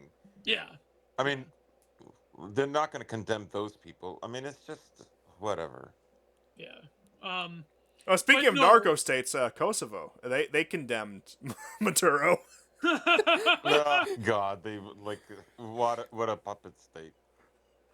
Oh my god. Talking You're about next, narco Albin states. Kurdi. You are next. Okay, you've Um, crossed the line. It's all over now. I Oh, wonder, but yeah. Oh, go one ahead. other story from 2025 I think we all overlooked is that they took down Milorad Dodik in Republika Srpska, and that they're pretty much just taking the Dayton Agreement and just pissing on it like every day now. So Oh, yeah. we could see another Balkan War in 2026, 2027. That's another happening that could happen. Oh my god, another Balkan. Can you imagine with social media? Uh-oh. Oh my god. Can you imagine Archon with social media? he'd be a pro. Like he would be like up there with like Andrew Tate, and like he'd be streaming. Yeah, but He'd they're have like live stream, like he'd have like IRL streams. Like he'd be a master at like fucking social media. but you would see like these Gladio nationalists try to find like a right wing way that like the Bosnian Mujahideen is based and not third worldist. that would be an inevitability. Like if we saw another yeah. like Balkan War today, they'd be like actually these Bosnian Muslims, they're very based, and those Serb Christians, they're all third worldists, you know. Yeah. Yeah. They're Dugonists, which is another. That's another thing. I wanted to read this thread. This is from This is from a Blaze writer. Oh no. Oh, This is- no, this is- evil Russia. Yeah. We don't have look any mention of anything approximating Glenn Beck is banned on this show, and this is your final warning. No, this isn't Glenn Beck or anyone. This is some other guy. I'm not going to name names, but he said Okay. there has been an injection of traditionally far leftist and third worldist ideology in the right side of the political spectrum Oh over no. over the course of the weeping. past 10 to 15 years. The majority of the injection comes from number one, ex-leftists, often ex-Occupy Wall Street types, who have always hated a general muscular American in relation to the world, and we have found a way in the era of grievance politics to cloak certain motives. I guess third worldism is also like what does James Lindsay call it? The woke right. Number two, adversarial people from non-West who, of course, do not want to see a strong West America or who actively hate the West/America. And three, of course, here he comes, people who are funded by anti-Western governments to Uh-oh. help form a bloc of anti-Western rightism. Qatari in the money. US, It's a scourge. Qatar and Russia, yeah. The motive for this is obvious. Over the past decade or so, people in these blocs have been able to cloak this by saying base things, usually conspiracy kind of hate slop. And this works on foolish people. This is a key part of how the drift in the sewer that much of the online discourse has become. Nevertheless, it's easy for people to get confused by all this because it's social media's insanity, but this dynamic has been getting more and more pronounced over the past few years, and it should be very, very easy to see. So, foreign money, it's hate slop, and what else did he say that I was going to point out? What is it? Saying based things, cloaking the real agenda. Like, kind of like putting a based paint on neoconservatism. That's Who not would ever that, do that? though. No, That's- no. You know why Putin ended gay marriage and gay adoption? what? To fool the West. Yeah. Uh-oh. Yeah, again, this is another example of a kind, the narcissism of people in the left. The reason Putin went into Syria and then to abandon it was, again, to fool the right wing in the West. Like that is how egocentric and narcissistic they are. That's how stupid they Is are. that why he also deported a bunch of Central Asians after Crocus? Was it just a big psyop? Yeah, of course, right? Yeah. So, yeah, it just never ends with Yeah, these I people. mean, it's which creates such a I hate it doing this show because, especially having spoken to Russians who I know aren't disingenuous, there's a lot I could say about the current political state of Russia, but I can't because of how just poisoned the well is. Oh no, is that can I say that nowadays? Am I allowed to say that? But it obscures so much of the discourse because, I mean, I Yeah. you can't say anything without it becoming like Gladio slop, really. We're talking about No, hate but that's- slop, it becomes yeah. Gladio slop. And any criticism is interpreted as like, you hate America, you hate me, you're not right wing. Right wing is equated with all of this dalliances of foreign. It's like it is like sort of trying to be profound, but not, because it's clearly politically motivated. And when you point out that there's, you're saying like, oh, only those people cloak their terms in sort of like a based morality car wash, Yeah. when you're also doing this. I don't know this. So it's like, it's ridiculous. This whole It's conversation sounds thought-terminating pretty discourse. brown coded.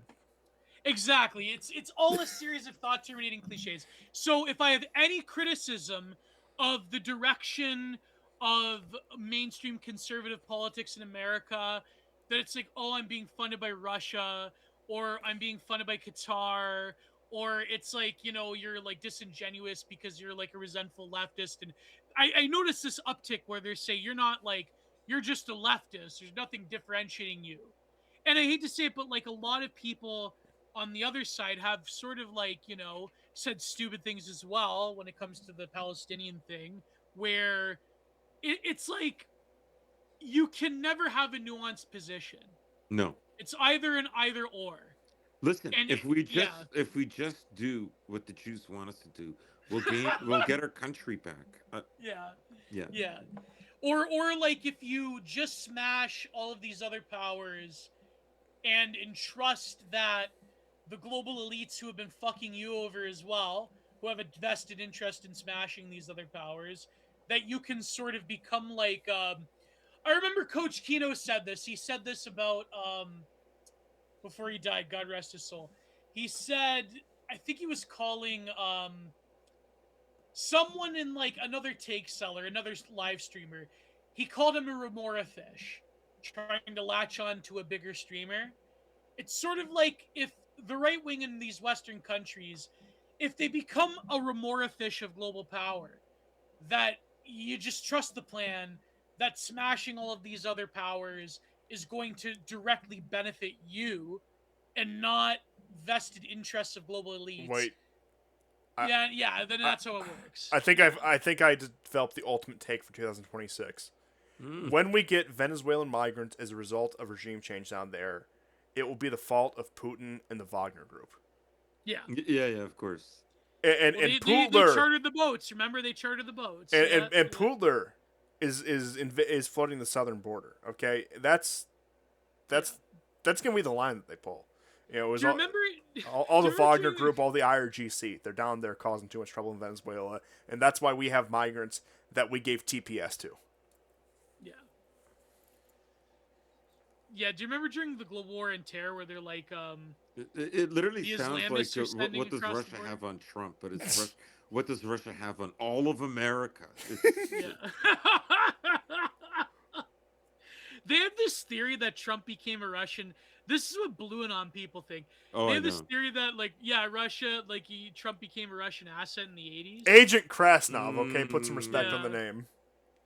Agent Krasnov, yeah. That's that was, oh my god, this is what people believe. Yeah. Yeah. One of the ones I saw from back in that era was Trump in like a Soviet coat and a Klan hood. It was the KKKGB.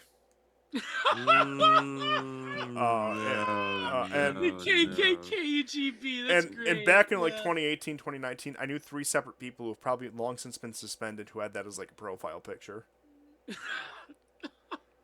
Like That's what I mean. It's always like Schrodinger's Russia.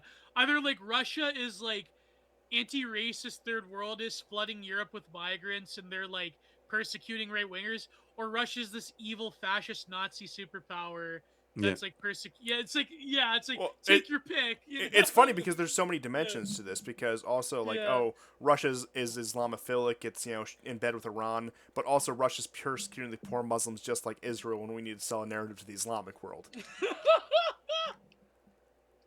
Yeah, no, it's true. It's true. That's like I've seen this. It's like it's incredible. No, but I think like again, it smacks of not wanting to really think through a lot of complicated issues with and even on the political right. Like it's an inability to sort of try to parse out different things. Okay, I think And, I'm probably backtracking far too much, like all the way back into the late 2010s. But I just want to say, as my final thought for the show, Blue and On people made better Nosbol memes than the Nosbol could have ever hoped for. That's true. Objective facts. I still have an archive of those, and I spent several years just like being this, but unironically. And that reminds me, I had to end the show with my favorite one here. Let me find this. And for those of you who can read Cyrillic, this one is going to be a real trip for you. GSP, do you know the one I'm talking about? I don't know. Let me see. Hold on. I'll go ahead and get it up on screen real quick. Mhm. Where is it?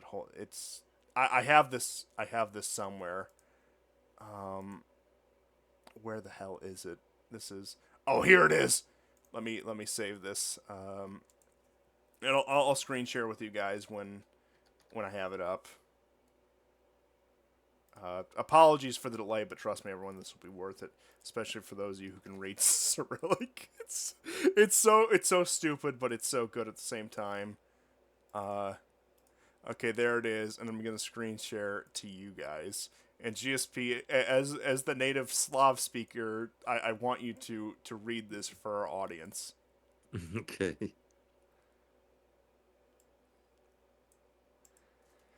Okay, it's up whenever you guys are ready. Did you send it to me on? Yeah, I'll send Telegram? it. I'll send it on Telegram too. If that would be easier. Hold on, let me get to our chat here. Very high production value, very organized on this show, to be sure. But I want you to go ahead and read this for our audience, GSP. I sent it to you on Telegram. Okay. Donald Trump. It's not even like this is. Oh my god. Donald Trump. It's T-ya-c-m-r. Yeah, it's and like they put like the Latin D's in there, because they use the Cyrillic duh sound. Cyrillic D sounds. It looks like. But yeah, that's my favorite Blue and On slop from that, and Commissar Doyle Tyatsmir, he's going to save the West.